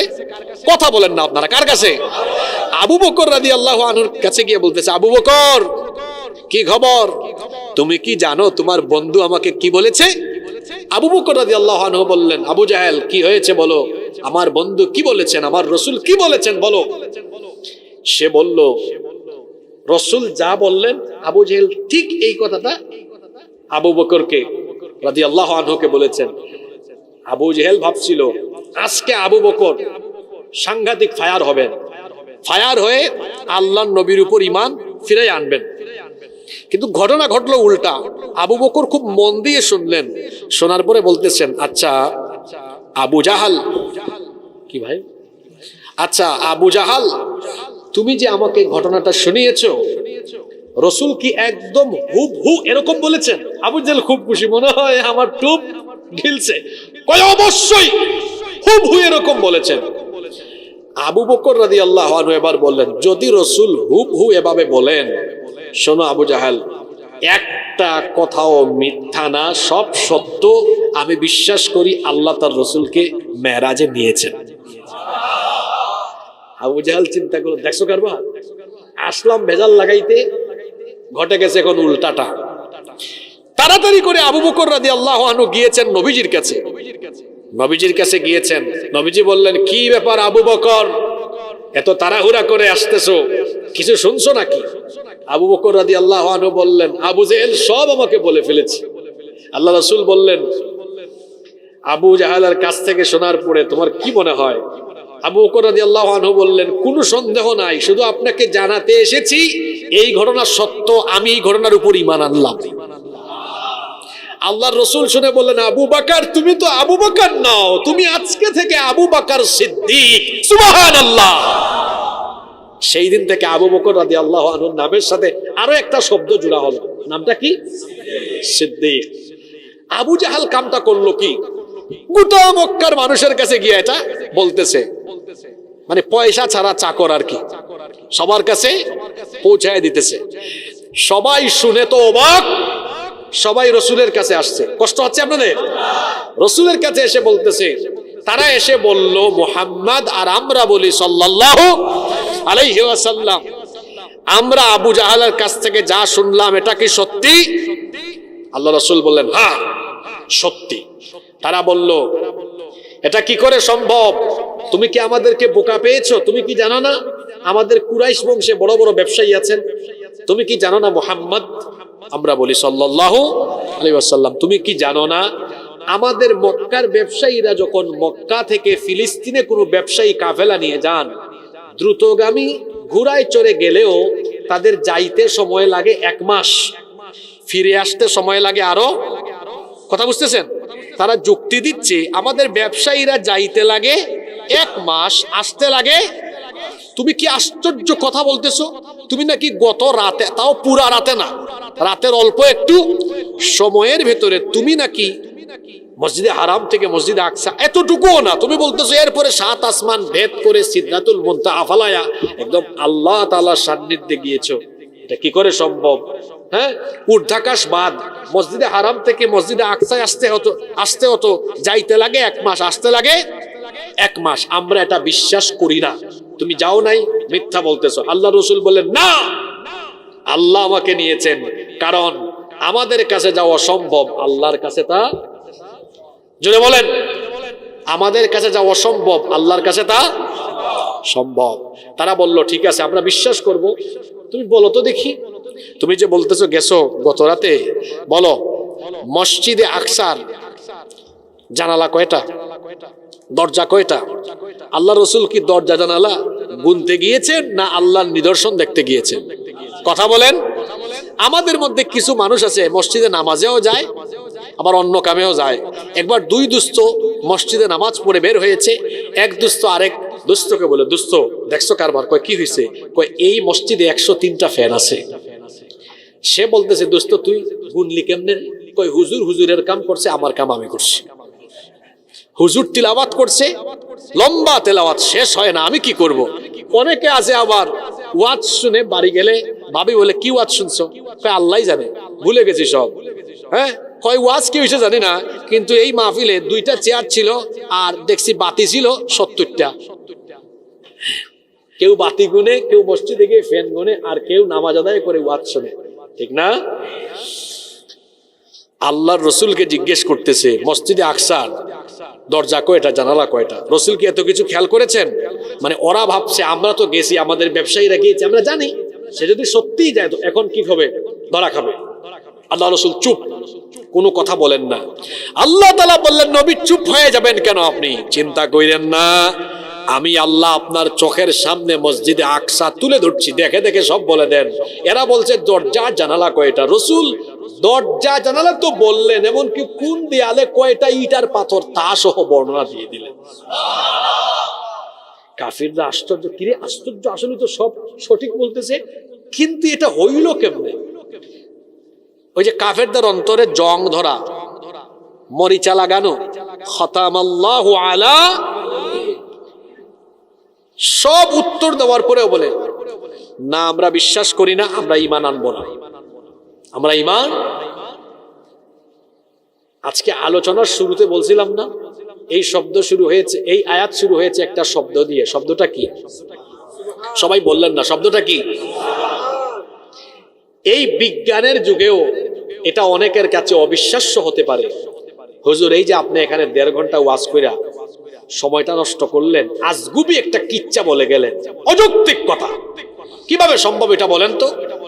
যে মসজিদে হারাম থেকে, মানে এভাবে যদি বলি সৌদি আরব থেকে ফিলিস্তিন, ওখান থেকে 7 আসমান, এত সোজা?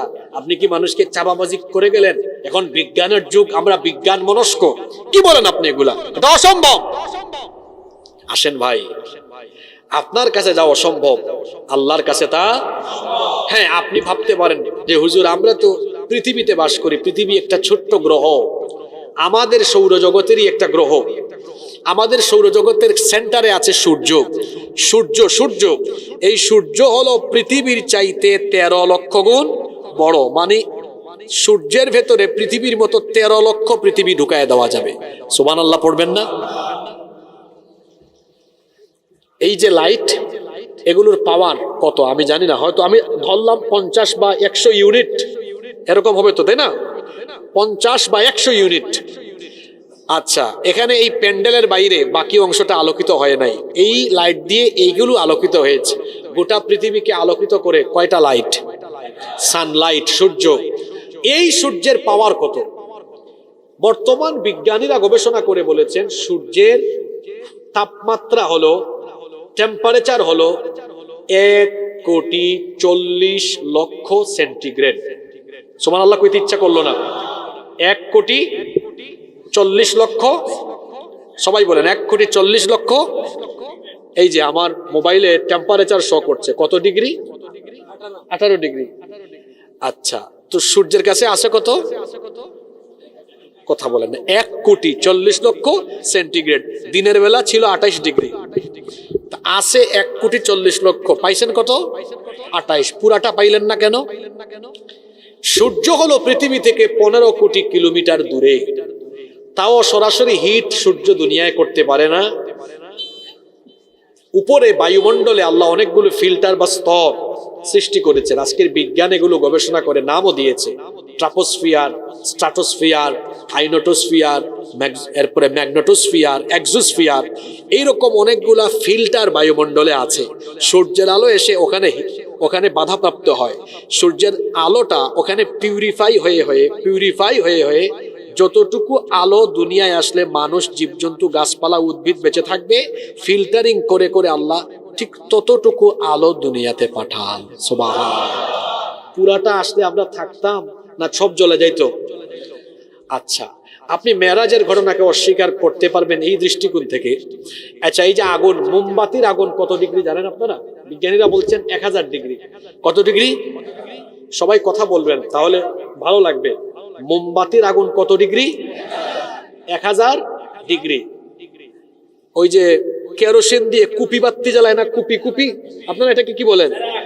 চেরাগ জ্বালায়। কুপি কেরোসিন দিয়ে যেটা জ্বালায় ওইটা হলো 1300 ডিগ্রি। মোমবাতি 1000 আর চেরাগ বাতি 1300। আর লোহাকে যে আগুনে পুরানো হয়, গলানো হয়, লোহা আগুনে দিলে লোহা কি হয়? গলে যায়। ওই আগুনের তাপমাত্রা হলো 1538 ডিগ্রি। 1500। লোহাও কি হয়? গলে যায়।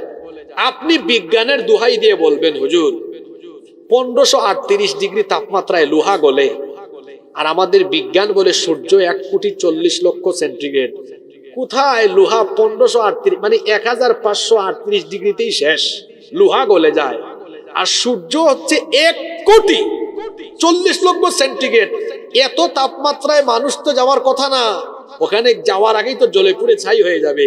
আপনি বলতেছেন মেরাজের রাতে রসুলকে আল্লাহ মসজিদে হারাম থেকে মসজিদে আকসা, ওখান থেকে আবার এই গ্রহ পাস হয়ে আমাদের সৌরজগতের সেন্টার সূর্য, শুধু সূর্য না, সূর্যের চাইতে বড় বড় বস্তু সৃষ্টি মহাশূন্যে আছে না নাই?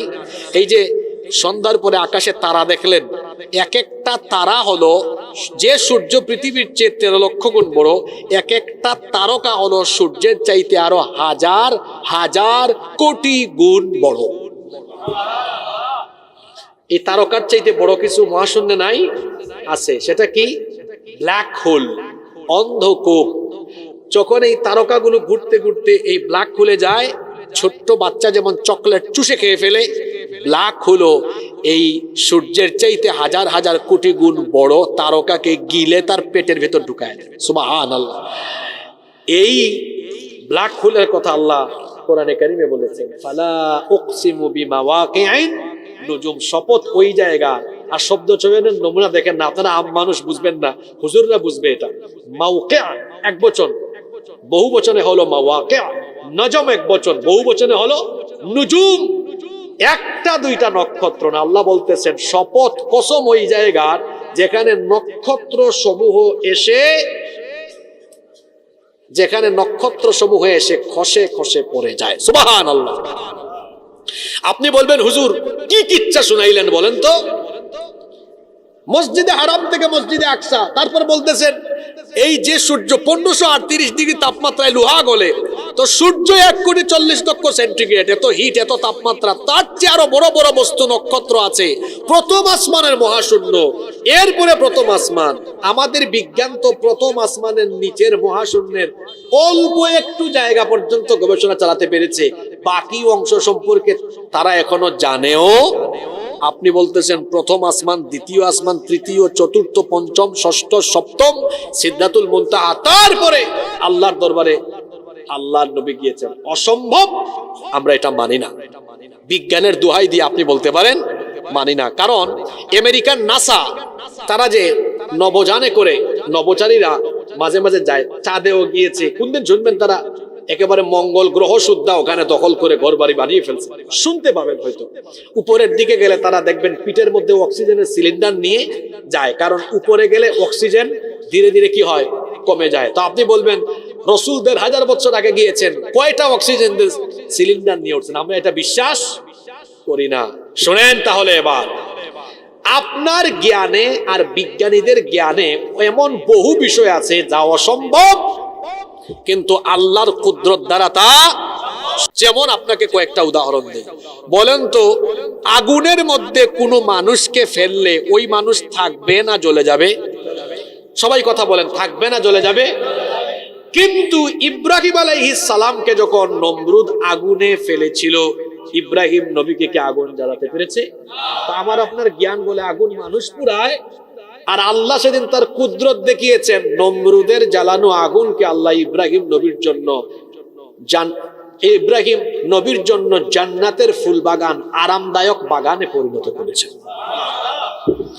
ইব্রাহিম নবী বয়স্ক কালে তার নাতি নাতনিরা তাকে একবার জিজ্ঞেস করতেছে, দাদা আপনার জীবনে সবচেয়ে আরামের সময় কোন সময় ছিল?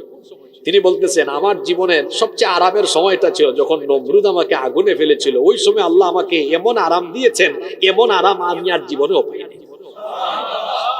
তাহলে আমাদের জ্ঞান, বিজ্ঞানের জ্ঞান, সবার জ্ঞানে বলে আগুনে মানুষ পুরায়, আর আল্লাহর কুদরত দেখায় আল্লাহর হুকুম থাকলে আগুন মানুষকেও বাঁচায়। সুবহানাল্লাহ। সাগরের মধ্যে, সাগরের তলদেশে 40 দিন কোনো মানুষ থাকলে আমাদের জ্ঞান বলে বাঁচবে না মরবে? মরবে। আমাদের জ্ঞান বলে তিমি মাছ খাইয়া শেষ করে ফেলবে। আর আল্লাহর কুদরত বলে আমি ইচ্ছা করলে আমার নবী ইউনুসকে 1 দিন 2 দিন না 40 দিন সাগরের তলে মাছের পেটের ভেতরে, মানুষ রিজিকও দেয় নাই, কিন্তু আমি সেখানে তাকে বাঁচিয়ে রেখেছি। সুবহানাল্লাহ। তো যে আল্লাহ ইব্রাহিম নবীকে আগুন থেকে তার কুদরত দিয়ে বাঁচাতে পারেন, যে আল্লাহ ইউনুস নবীকে 40 দিন সাগরের তলে মাছের পেটে বাঁচায় রাখতে পারেন, সেই আল্লাহর কি এই কুদরত নাই? তার নবীকে 7 আসমান পাড়ি দেওয়ায়া, সিদরাতুল মুনতাহা পাড়ি দেওয়ায়া তার কাছে নেওয়ার কুদরত কি আমার আল্লাহর নাই? জোরে বলেন, আছে না নাই? আপনি বিজ্ঞান দিয়ে সবকিছু প্রমাণ করতে পারবেন?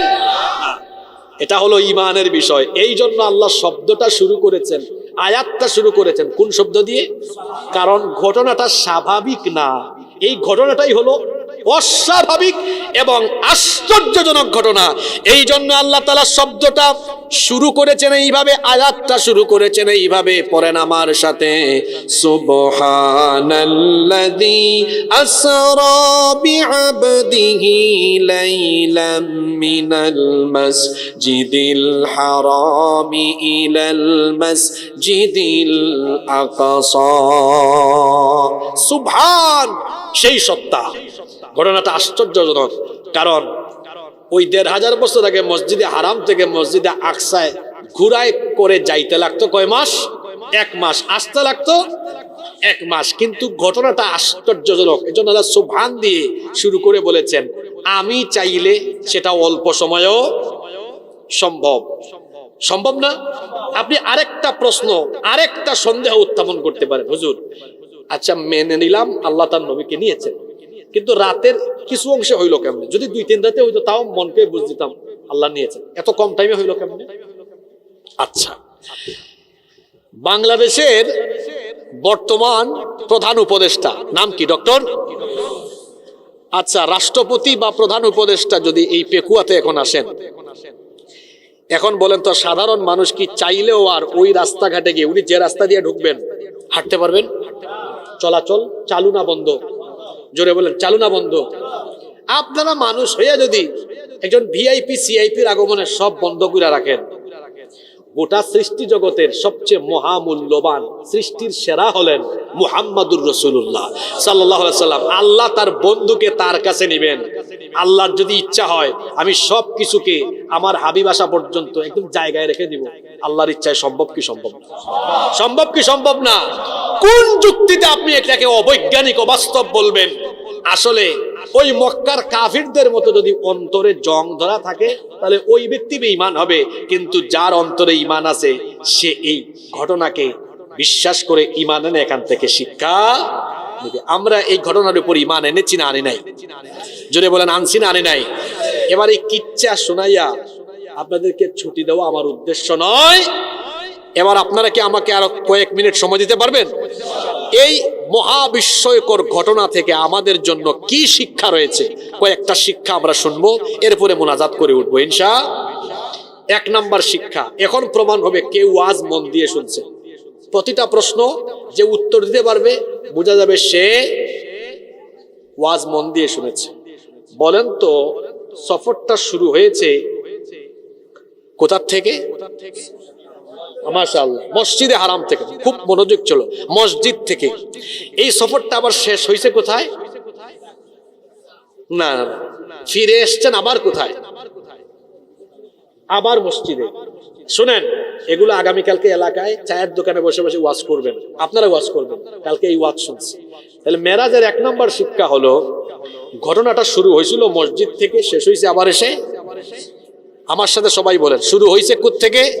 মসজিদ থেকে। শেষ হয়েছে?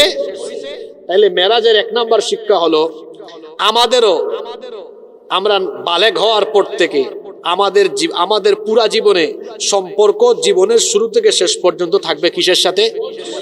ফায়দা কি হবে? মসজিদের সাথে থাকলে ফায়দা। আগে ফায়দার কথা শুনতে হবে না, কারণ মানুষ লাভ ছাড়া কোনো দিকে আগাইতে। ওকে, লাভ হলো রাসূল বলেছেন কিয়ামতের দিন 7 শ্রেণীর মানুষকে আরশে আজিমের ছায়ার নিচে তিনি জায়গা দিবেন।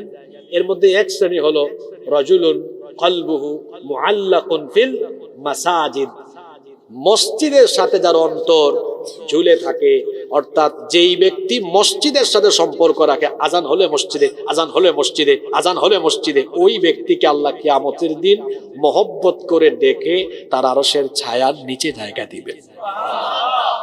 তাহলে মেরাজের এক নম্বর শিক্ষা, আমাদের সম্পর্ক থাকবে মাজারের সাথে না মসজিদের সাথে? জোরে বলেন, মাজার না মসজিদ? আমার দেশে এমন বহু মানুষ আছে মসজিদের সাথে সম্পর্ক নাই, মাজারের সাথে। এমন বহু বাবাও আছে নামাজ নাই, নামও দিছে ল্যাংটা বাবা। আর বাংলাদেশে এমন এমন বাবার মাজার আছে, আশ্চর্য হবেন শুনলে। কয়েকটা বলি, গুগল শরীফে এগুলো আবার সার্চ দিয়ে মিলাই নিয়েন। কি নাম? খেতাশা, গেদাশা, বুদাইশা, বদনাশা, ল্যাংটাশা, যেগুলা বললাম আছে না? ওই চট্টগ্রামের সীতাকুণ্ডে দেখবেন মিয়া ডাইল চাউল রহমতুল্লাহ আলাইহির মাজার আছে না? এরকম কি আশ্চর্য আশ্চর্য নাম। গত বছর আমি গিয়েছিলাম রাজবাড়ি, কুষ্টিয়া মাহফিলে যাচ্ছি রাজবাড়ি দিয়ে, দেখলাম শহরের মধ্যে বিশাল একখানা গেট, গেটের মধ্যে লেখা জামাই পাগল বাবার দরবার শরীফ। কি লিখছে? আপনারা এটা গুগলে সার্চ করবেন, দেখবেন পাবেন রাজবাড়িতে। আমি তো আশ্চর্য হলাম। আমি ছবি তুলে, এটা আমার নামে একটা ফেসবুক পেজ আছে, ওখানে পোস্ট করে ক্যাপশন দিলাম, আমি রাজবাড়ি শহরে জামাই পাগল বাবার দরবার পেয়েছি। বাংলাদেশে কি কোথাও বউ পাগল দরবার আছে? আমি এটা প্রশ্ন করে পোস্ট করছি, আমি এমনি ফান করে দিলাম, দেখি পাই কিনা। আশ্চর্য, 5 মিনিট যাইতে না যাইতে আরেকজন আমার মতো ছবি তুলে ওইটা কমেন্ট করে মুন্সিগঞ্জের গজারিয়া থেকে লিখেছে, হুজুর আছে তো, আমার বাড়ি মুন্সিগঞ্জের গজারিয়া, এই নেন ছবি দিলাম, এখানে আছে বউ মস্তান শাহ রহমতুল্লাহ আলাইহি। জামাই পাগলও আছে, বউ পাগলও। আমরা অলিয়া উলিয়া বিরোধী না। আপনি ভাবতে পারেন যে হাসিবুর রহমান হুজুর কি অলিয়া উলিয়া বিরোধী নাকি? আপনি অলিয়া উলিয়া কারে শিখান? আমার বাড়ি কোথায়? সিলেটে। বাংলাদেশের সবচেয়ে বেশি অলিয়া উলিয়া এসেছেন কোন জায়গায়? আপনারা চট্টগ্রামের মানুষ 12 আউলিয়ার ভূমি এটা, আর সিলেট হলো 360 আউলিয়ার ভূমি। পীর মাশায়েখ কারা আমাদেরকে চিনেন না, আমরা পীরাউলিয়া চিনি। আমরা পীরাউলিয়া চিনি বলে ভণ্ড পীরদের বিরুদ্ধে কথা বলি, যারা পীরাকির সুরত ধরে মানুষের ঈমান আকীদা লুট করে। এইসব ভণ্ডদের সাথে আমাদের কোনো সম্পর্ক। আল্লাহর ওলিদের কবরকে মাজার বানিয়ে মাজারের পাশে বাজার বসিয়ে সেখানে গাজার আখড়া বসিয়ে যারা মানুষের ইমান লুট করে, এইসব বেঈমানদের সাথে আমাদের কোনো সম্পর্ক। সম্মানিত ভাইয়েরা, তাহলে মেরাজের প্রথম শিক্ষা, এই সফরটা শুরু হয়েছিল কোথা থেকে? সবাই বলেন, মসজিদ থেকে। শেষ হয়েছে কোথায়? আমাদের সম্পর্ক থাকবে কিসের সাথে? আরশের নিচে, আরশে আজিমের ছায়ার নিচে জায়গা দিবেন কে? দুই, মেরাজের 2 নম্বর শিক্ষা হলো, আচ্ছা এই সফরের যাত্রা বিরতি একটা মসজিদে হয়েছিল, ওই মসজিদটার নাম কি? মাশাআল্লাহ, আপনারা খুব মনোযোগ দিয়ে ওয়াজ শুনছেন। মসজিদে আকসা। তাহলে বোঝা গেল মক্কা আর মদিনার মসজিদে নববী, মক্কা মদিনার পরে আমাদের কাছে সবচেয়ে গুরুত্বপূর্ণ 3 নম্বর মসজিদ, এটার নাম কি? মসজিদে। এটাকে এখন ইহুদিরা দখল করে রেখেছে। আমার ফিলিস্তিনি ভাই বোনদেরকে, কিংবা আমরা যারা আছি, দেখেন আমরা ইচ্ছা করলে ওমরায় যাই, হজে যাই, মক্কা শরীফ যাই, মদিনা শরীফ যাইতে পারি। বাংলাদেশ থেকে ইচ্ছা করলে আপনারা যাইতে পারেন মসজিদে আকসায়। কথা বলেন না কেন? কেন ভেজাল লাগায় রাখছে কারা? ইহুদিরা। সতর্ক হও, এটা আমাদের ভূমি। মসজিদে আকসা ফিলিস্তিন, এটা মুসলমানদের ভূমি, তোমরা দখল করে রাখতে পারবা না। ইমাম মাহদি আসবেন, তারপরে ঈসা আলাইহিস সালাম আসবেন, দাজ্জালকে হত্যা করবেন, ইমাম মাহদি আসবেন, ঈসা নবী আসবেন, মসজিদে আকসা পুনরুদ্ধার করা হবে, মসজিদে আকসায় আবার পৃথিবীর মুসলমানরা নামাজ পড়বে। মেরাজের এই ঘটনা থেকে 2 নম্বর শিক্ষা হলো, ওই মসজিদ পুনরুদ্ধারে, ওই মসজিদের প্রতি প্রেম ভালোবাসা সমুন্নত রেখে এই মসজিদ এবং তার জনপদের অধিবাসীদের পক্ষে আমরা সব সময় থাকব, আমরা ফিলিস্তিনিদের পক্ষে থাকব। এটা মেরাজের কয় নম্বর শিক্ষা? কষ্ট হচ্ছে নাকি আপনাদের? 3, মেরাজের 3 নম্বর শিক্ষা হলো, মেরাজের রাতে আল্লাহর দেওয়া উপহার হলো আমাদের জন্য কি? জোরে বলেন, নামাজ। অনেকে আছে মেরাজের রাতে ইমাম সাহেব হুজুরকে গিয়ে বলে, হুজুর মেরাজের নামাজ কয় রাকাত? মেরাজের রোজা রাখবো কেমনে? আমাদেরকে অনেকে ফোন দেয়, হুজুর আবাজি কি বলেন, মেরাজের নামাজ কয় রাকাত, মেরাজের রোজা রাখবো কেমনে? হায় রে হায়, পরিস্থিতি হয়েছে এমন, এক লোক গিয়েছিল একবার ওয়াজে মাহফিলে, গিয়ে হুজুরের পাগড়ির বয়ানের নসিহত শুনছে, পাগড়ির ফজিলত। আসার পথে আজান হইছে, মাথায় নাই পাগড়ি, কই এত মজার বয়ান শুনলাম, ওয়াজ শুনলাম, পাগড়ি না বানলে কি হয়? লুঙ্গি খুলে বানছে পাগড়ি। এখন সে পাগড়ি ঠিক করতে যায়, তার ফরজ শেষ। আমার বাংলাদেশে দেখা যায় সারা বছর বেনামাজি, তারপর হুজুরকে বলে, হুজুর মেরাজের নামাজ শিক্ষা। এখন বলে, হুজুর মেরাজের নামাজ কয় রাকাত? মেরাজের আলাদা কোনো নামাজ নাই, মেরাজের আলাদা কোনো রোজা নাই, বরং মেরাজের হাদিয়া হলো 5 ওয়াক্তের নামাজ। মনে থাকবে? এটা কয় নাম্বার শিক্ষা? দেখি তো কি বলছিলাম। 1 নাম্বার শিক্ষা, আমাদের সম্পর্ক থাকবে কিসের সাথে? কারণ এই সফর শুরু হয়েছিল কোথা থেকে, শেষ হয়েছে কোথায়? 2 নাম্বার শিক্ষা, আমাদের আবেগ প্রেম ভালোবাসা থাকবে একটা মসজিদের প্রতি, যেটা এই ঘটনার সাথে সম্পৃক্ত। এটার নাম কি? আল আকসা। আমরা স্লোগানও দিব, ফ্রি ফ্রি আল আকসা, ফ্রি ফ্রি আল আকসা। 3 নাম্বার শিক্ষা, মেরাজের উপহার আমাদের জন্য। মরার আগ পর্যন্ত এই নামাজ আর ছাড়বো না। একটু আল্লাহ তাআলাকে হাত তুলে দেখান তো, মাশাআল্লাহ। আবেগে তুলছেন না বুঝে শুনে তুলছেন? একটু হাতটা তুলে দিয়ে রাখেন, বলেন নামাজে না গেলে খুশি হয় কে? গেলে খুশি হন কে? সারা জীবন খুশি করব কাকে? আল্লাহ কবুল করেন। মেরাজের 4 নাম্বার শিক্ষা হলো, এই রাতে আল্লাহ তাআলা তার হাবিবকে জাহান্নামের বিভিন্ন শাস্তি দেখাইছেন কি দেখান নাই? সুদের শাস্তি, আমরা কি সুদ খাবো? জোরে বলেন, সুদ খাবো। গীবতের শাস্তি, আমরা কি গীবত করব? আল্লাহ নবীকে আল্লাহ জিনা বেবিচার পরকীয়ার শাস্তি দেখিয়েছেন। জিনা বেবিচার পরকীয়ার সাথে আমাদের কোনো সম্পর্ক থাকবে? আল্লাহর রসুলকে আল্লাহ তাআলা সেই রাতে এতিমের সম্পদ ভক্ষণকারীদের শাস্তি দেখিয়েছেন। এতিমের মাল খাবো? জোরে বলেন, এতিমের মাল খাবো। আমানত নষ্ট করলে কি শাস্তি হয় দেখিয়েছেন। আমরা কি আমানত নষ্ট করব? সংক্ষেপে যদি বলি, পাপী তাপী গুনাহগাররা জাহান্নামে কি শাস্তি পায় সে শাস্তি আল্লাহ দেখিয়েছেন। মেরাজের শিক্ষা হলো আমরা ওই জাহান্নাম থেকে বাঁচার জন্য সকল পাপ ছাড়বো, সকল নেক আমল ধরবো। রাজি আছেন? বেশি কথা বললে মনে থাকে না। কয়টা শিক্ষা বললাম? এই 4টা শিক্ষা নিয়ে বাড়ি যান। অন্তত এই কথাগুলো কালকে সবার কাছে ছড়ায় দিবেন। 1, আমাদের সম্পর্ক থাকবে কিসের সাথে? 2, আমরা একটা মসজিদকে মুক্ত করার জন্য আওয়াজ তুলবো, পক্ষে থাকবো। সেই মসজিদের নাম কি? 3, মেরাজের উপহার ছাড়বো না আদায় করব? সবাই বললেন না, ছাড়বো না আদায় করব। 4 নাম্বার শিক্ষা, ওই রাতে আল্লাহ তার হাবিবকে জাহান্নামের শাস্তি দেখিয়েছেন। জাহান্নামে যাওয়া লাগে যে সকল পাপ আর গুনাহ করলে, সকল পাপ সকল গুনাহ ছাড়বো, সকল নেক আমল করব। বলেন ইনশাআল্লাহ। আল্লাহ তাআলা এই শিক্ষাগুলো আমাদের জীবনে প্রতিফলন করার তৌফিক দান করেন। আমার কোনো কথায়, আচরণে যদি আপনারা কষ্ট পেয়ে থাকেন, আল্লাহর ওয়াস্তে আমাকে মাফ করে দিবেন। আমি যদি মনের অজান্তে কোনো ভুল কথা বলি, আল্লাহ আমাদের স্মৃতিপট থেকে তা মুছে দিন। আর যত কথা আমি সত্য বলেছি, সঠিক বলেছি, আল্লাহ আমাদের সবাইকে সেগুলো জীবনে আমল করার তৌফিক দান করেন। এই ইসলাম প্রচার পরিষদ প্রতি বছর এখানে মাহফিল আয়োজন করে, আজকে 35 বছর শেষ হয়ে গেল। এই মাহফিলটা সারা জীবন চালু থাকুক। আপনারা চান কি চান না?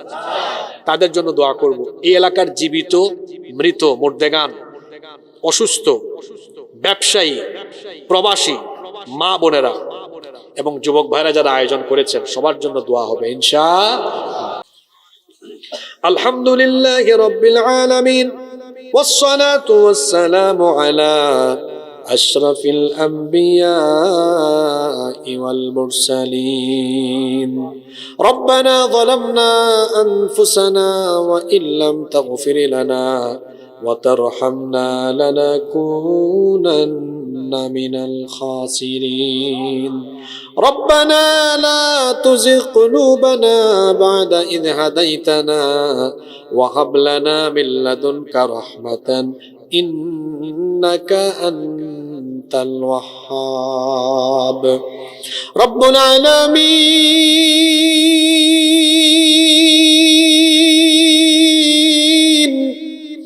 সেই বিকেল থেকে নিয়ে রাত 12টা হয়ে গেল, গভীর রাত পর্যন্ত তোমার শত শত হাজার হাজার বান্দা বান্দিরা নীরবে বসে বসে তোমার কালাম থেকে আলোচনা শুনেছেন।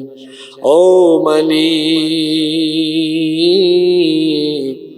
গভীর এই রাতে আমরা যারা তোমার দরবারে হাত তুলেছি, জীবনে কম হোক বেশি হোক, সবাই আমরা গুনাহ করে ফেলেছি। এত গুনাহ আমরা করেছি, এত পাপ আমরা করেছি। চক্ষু বন্ধ করে যখন নিজেদের জীবনের অতীত নিয়ে একটু চিন্তা করি, মনে হয় যেন গুনাহের সাগরে আমরা হাবুডুবু খেয়ে আছি। এত পাপ আমরা করেছি, পাপ করতে করতে গুনাহ করতে করতে নিজেদের নফসকে আমরা কলুষিত করে ফেলেছি। রব্বুল আলামিন, ওগো আমাদের মালিক, আমরা জানি আমাদের গুনার পরিমাণ অনেক বেশি, কিন্তু আমরা তো এটাও জানি আমাদের গুনাহের চাইতে তোমার দয়ার পরিমাণ আরো বহু গুণে বেশি। রব্বুল আলামিন, সেজন্য তোমার দয়া, তোমার রহমতের আশা করে জীবনের সমস্ত গুনাহের জন্য লজ্জিত হয়ে, অনুতপ্ত হয়ে তোমার দরবারে ভিখারির মতো দুখানা হাত আমরা তুলে দিয়েছি গো আল্লাহ। রব্বুল আলামিন, জানি না আর কোনদিন এইভাবে আমরা তোমার কাছে হাত তুলবার সুযোগ পাবো কিনা। গত বছর এই মাহফিলে আমাদের সাথে মুনাজাতে ছিলেন এইরকম অনেক মানুষ আমাদেরকে ছেড়ে আজ অন্ধকার কবরের বাসিন্দা হয়ে গিয়েছেন। এমনও হতে পারে এই বছরের মুনাজাত আমাদের কারো কারো জন্য শেষ মুনাজাত হতে পারে। রব্বুল আলামিন, ঘরে বসে আমরা দুনিয়ার সব খবর এখন নিতে পারলেও আমরা তো কেউ জানি না আমাদের কার জন্য কাফনের কাপড় এসে দোকানে রেডি হয়ে আছে। রব্বুল আলামিন, এমনও হতে পারে আজকের এই মুনাজাত আমাদের কারো কারো জন্য জীবনের শেষ মোনাজাত হয়ে যেতে পারে। রব্বুল আলামিন, এটাই যদি জীবনের শেষ মোনাজাত হয়, আর যদি আমাদের জীবনের গুনাহগুলো বাকি থেকে যায়, গুনাহগার হয়ে কবরে গেলে কবরের মাটি আমাদের সাথে ভালো আচরণ করবে না। রব্বুল আলামিন, ওই কবর বড় ভয়াবহ জায়গা, বড় সাংঘাতিক জায়গা। কিছুক্ষণ পরে বাড়িতে গেলে আমরা নরম তুলতুলে পরিষ্কার পরিচ্ছন্ন বিছানায় ঘুমানোর সুযোগ পাবো, কিন্তু কবরে নরম তুলতুলে পরিষ্কার কোনো বিছানা নাই। নিচে মাটি, ডানে মাটি, বামে মাটি, উপরে বাঁশের ছাউনি, নাই কোনো বাতি, নাই কোনো সাথী। এই অন্ধকার কবরে তুমি ছাড়া আমাদের আর কোনো উপায় নাই। রব্বুল আলামিন, ওই কবরে যদি এই গুনাহের বোঝা নিয়ে আমরা হাজির হই, কবরের মাটি দুই দিক থেকে এমন ভাবে চাপ মারবে, এক পাশের পাঁজর গিয়ে অন্য পাশের পাঁজরে ঢুকে যাবে। জাহান্নামের আগুনে, জাহান্নামের গর্তে কবর পরিণত হয়ে যাবে। ও মালিক, আমরা আমাদের এই দুর্বল শরীর নিয়ে আগুনের তৈরি জাহান্নামে আমরা পড়তে পারবো না গো আল্লাহ। রব্বুল আলামিন, সেই জন্য জীবনের সকল পাপকে সামনে নিয়ে তওবা করে তোমার কাছে ভিখারির বেশে হাত তুলেছি। রব্বুল আলামিন, আমাদের গুনার দিকে তাকায়ও না, তোমার রহমতের নজর দিয়ে রহমতের দিকে তাকাও। রব্বুল আলামিন, তোমার রহমতের দিকে নজর দিয়ে আমাদের জীবনের ছোট বড়, জানা অজানা যত গুনাহ আমরা করেছি, দয়া করে সব গুনাহ তুমি মাফ করে দাও। রব্বুল আলামিন, আমাদের কলিজার টুকরা সন্তানদেরকে তুমি দ্বীনের জন্য কবুল করে নাও। আমাদের স্ত্রী সন্তানদেরকে তুমি আমাদের জন্য চক্ষু শীতলকারী বানিয়ে দাও। রব্বুল আলামিন, আমাদের জনম দুঃখিনী মা আর আমাদের প্রিয় বাবাকে তুমি মাফ করে দাও। আমাদের যাদের বাবা মা আমাদেরকে এতিম বানিয়ে কবরের বাসিন্দা হয়ে গিয়েছেন, রব্বুল আলামিন, আমাদের কবরবাসী আব্বা আম্মার কবরকে তুমি জান্নাতের বাগান বানিয়ে দাও। আমাদের যাদের মা বাবা বেঁচে আছেন, নেক হায়াত বাড়িয়ে দাও। যতদিন তারা বেঁচে থাকবেন, আমাদেরকে আমাদের বাবা মায়ের খেদমত করার তৌফিক দান করে দাও। আল্লাহুম্মা গফিরলি ওয়া লিওয়ালিদাইয়া ওয়া কুর রাব্বিরহামহুমা কামা রাব্বায়ানি صغيرا رب ارحمهما كما ربياني صغيرا رب العالمين, ওগো আমাদের মালিক, ওগো আমাদের রব, আমাদের যত আত্মীয় স্বজন কবরে চলে গিয়েছেন সবাইকে তুমি মাফ করে দাও।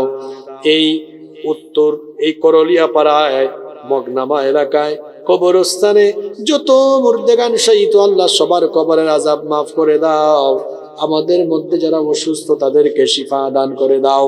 রব্বুল আলামিন, আমাদের অভাব অনটন দূর করে দাও। আমাদের যার যে সমস্যা আছে সমাধানের ব্যবস্থা করে দাও।